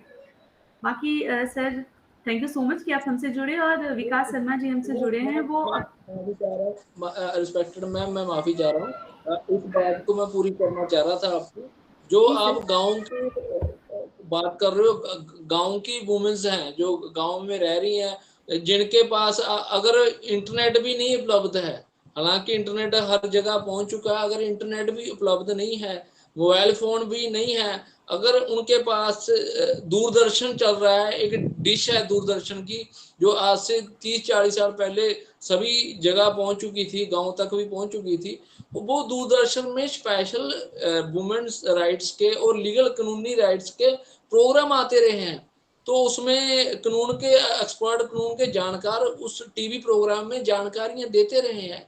और ये अभी आने वाले चरण में 2011 तक तो लास्ट टाइम जो मेरे सर्वे में सामने आया, 11 तक तो ये प्रोग्राम आते रहे हैं दिल्ली दूरदर्शन में, डीडी पे। बट अभी आने वाले टाइम में गैजेट्स फोन आ चुके हैं, अभी तो चलो बहुत और माध्यम बन गया है जो उन तक जानकारी पहुंचाने के। तो इस पे ऑलरेडी गवर्नमेंट ने तो काम किया है, उन्होंने वुमेन्स राइट्स के लिए एक प्रोग्राम है जो दिल्ली दूरदर्शन सरकारी चैनलों पे वो लेके आते रहे हैं। मैम आपकी जानकारी के लिए बताना चाह रहा था। सर मैं इसमें एक बात बोलना चाहता हूँ कि कानूनी शिक्षा शिविर चलाई जाती है और वॉलेंटियर्स लोग हैं ना वो चलाते हैं। तो इसके लिए महिलाओं को, जो महिलाएं की जो संस्था है, तो उनको आगे आना चाहिए, महिलाओं को जागरूक करना चाहिए। और मेरा तो ये मानना है कि हर इंसान को संविधान के अपने राइट्स के बारे में, अपनी फर्ज के बारे में पता होना चाहिए, सभी को माहितगार होना चाहिए।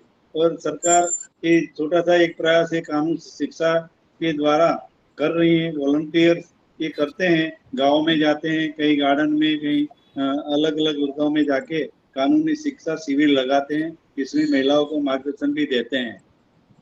तो हमारी मतलब एक हमारा एक सुझाव है कि जो महिला संगठन है, महिलाएं हैं जो काम करती है सामाजिक क्षेत्र में, उनको आगे आना चाहिए और जिन महिलाओं को जानकारी नहीं है इनको जानकारी देना चाहिए। धन्यवाद। किया जाता है सर, किया जाता है। बहुत सुंदर।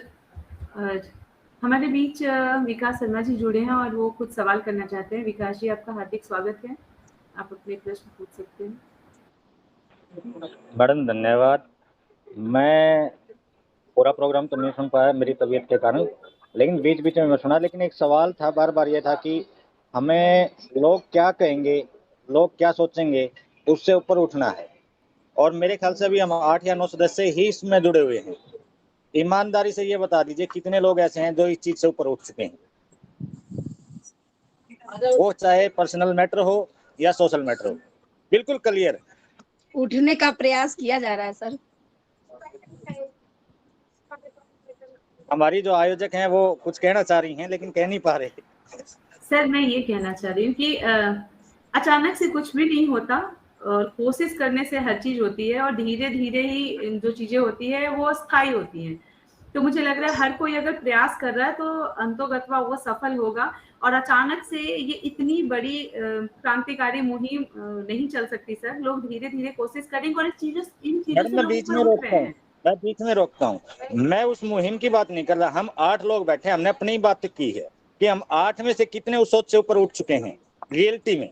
सर मैं दूसरों की बात, अगर मेरा पर्सनल मैटर है तो मैं उठी हूँ। मैं आपको बता दूं कि अगर मेरे बारे में मैं बताना तो नहीं चाहती, पर मैं अगर बताऊं तो मेरे भी बहुत सारे रिस्पॉन्सिबिलिटीज है। मेरे 2 बच्चे हैं, पारिवारिक जिम्मेदारियां हैं, पर मैं इन चीजों की लोग क्या कहेंगे ये करती है, लोग क्या कहेंगे वो करती है, सोशल मीडिया पे ये क्या मुहिम लेके आती है। जैसे आज ही का प्रोग्राम हुआ, मेरे घर वाले कह रहे होंगे कि पता नहीं क्या कर रही है, लेकिन इन चीजों की परवाह किए बिना मुझे पता है कि मैं जो कर रही हूँ वो समाज में एक अच्छा मैसेज लेके जा रहा है। तो कहीं ना कहीं हम अचानक से किसी के अगेंस्ट में नहीं जाएंगे। हमारा मकसद ये है कि हम परिवर्तन लाए स्वयं में भी और औरों में भी, वो भी धीरे धीरे। जी मैम जी, थैंक यू मैम। मैंने आपकी बात नोट की है और मैं इस चीज को नोट करूंगा और मुझे जहां मिला ना मौका, मैं आपको ये बताऊंगा कि आप नहीं उठे हैं। शुक्रिया सर, शुक्रिया। अब चलिए ठीक है, आप सभी का धन्यवाद। सर आपका भी धन्यवाद जुड़े रहने के लिए। अब तरुण जी आप हमारे बीच जुड़े, हमारे लिए ये बहुत सौभाग्य की बात है। और मैं जितने भी लोग जुड़े हैं उनको बताऊं कि 190 देशों में जाके इन्होंने ये जागरूकता अभियान चलाया है। ये हमारे लिए बहुत ही गर्व की बात है कि सर हमारे बीच जुड़े हैं और सर ने अपना कीमती समय हमें दिया। और आज के समय में लोग कहते हैं ना पैसा दे देना चाहिए, समय नहीं देना चाहिए। तो गुलाब जी कुछ कहना चाह रहे हैं? जी सर। आभार दर्शन मैं कराऊंगा, आप क्यों करेंगे? नहीं सर, मैं आभार व्यक्त नहीं कर रही हूँ, मैं बस सर के बारे में थोड़ी सी बता रही हूँ कि अच्छा जानकारी दे रहे हाँ दे कीमती दीजिए, समय हमें दिया। दे दीजिए, दे दीजिए। सर अब कार्यक्रम के समापन की घोषणा मैं करवा दूं। तरुण सर, मैं आपसे पूछ रही हूँ। पूछ लो सबको। सर आप सुन पा रहे हैं तरुण सर? किसी को क्वेश्चन नहीं पूछना है तो समाप्ति की ओर ले जाओ, और क्या। सर कार्यक्रम के समापन की घोषणा कर दे, आपको कुछ कहना है? बिल्कुल बिल्कुल मैम, आज का प्रोग्राम समाप्त करने के लिए मैं चाहूँगा तो इनका धन्यवाद कहते हैं जो भी पार्टिसिपेट किया जिन्होंने अपना कीमती समय निकाला। मैं आज के धन्यवाद ज्ञापन के लिए हमारे बीच उपस्थित है आदरणीय गुलाब चंद पटेल जी, जो विभिन्न कार्यक्रमों आयोजनों से जुड़े हुए हैं। तो सर आप आए और कार्यक्रम में सभी का धन्यवाद ज्ञापन करें। आपका बहुत बहुत स्वागत। नमस्कार। सबसे पहले तो इस कार्यक्रम में जो लोग जुड़े हैं और अपने अपने क्वेश्चन, मतलब खुद के क्वेश्चन नहीं रजू किए रहे, मतलब इतनी भागदौड़ की जिंदगी में खुद के भी कुछ न कुछ सवाल होते हैं, लेकिन किसी ने अपना खुद का कोई क्वेश्चन नहीं बताया। और हम मतलब बच्चों के विकास के लिए, विद्यार्थियों के लिए चिंता की है, ये देश के राष्ट्र के निर्माण के लिए चिंता की है। तो आप सभी का मैं तहे दिल से आभार व्यक्त करता हूँ। और इस कार्यक्रम की आयोजक रजनी प्रभा की, जिन्होंने एक अच्छा सुंदर विचार यहाँ प्रस्तुत किया और तरुण सर को यहाँ हमारे बीच में लाई, इनसे हमें कुछ न कुछ सीखने का मिला, मार्गदर्शन मिला। हम इनके भी बहुत बहुत आभारी है और रजनी जी का भी बहुत बहुत आभार व्यक्त करते हैं। और अंत में सभी जो इस मंच से जुड़े, हमारे जो मंच से जुड़े विविध संगठनों में काम करते, क्षेत्र में काम करते जो तज्ञ हैं और कुछ सीखने की अपेक्षा से जुड़े थे, तो उनको सीखने की तो जरूरत नहीं है, लेकिन जो कुछ इनको जानकारी है इसमें और आगे कैसे बढ़े, और इसका मार्गदर्शन तरुण सर से मिला है। तो बहुत बहुत धन्यवाद आप सभी का। भारत माता की जय। जय हिंद। सर बहुत सुंदर आपने स्वागत भाषण प्रस्तुत किया और सभी को बहुत बहुत धन्यवाद मेरी तरफ से कि आप लोगों ने अपना इतना कीमती समय हमें दिया। सर आपका विशेष तौर पर हृदय से आभार। और पुनः मिलते हैं हम अगले आयोजन में। तब तक के लिए सबको शुभ रात्रि। धन्यवाद सभी का। शुभ रात्रि।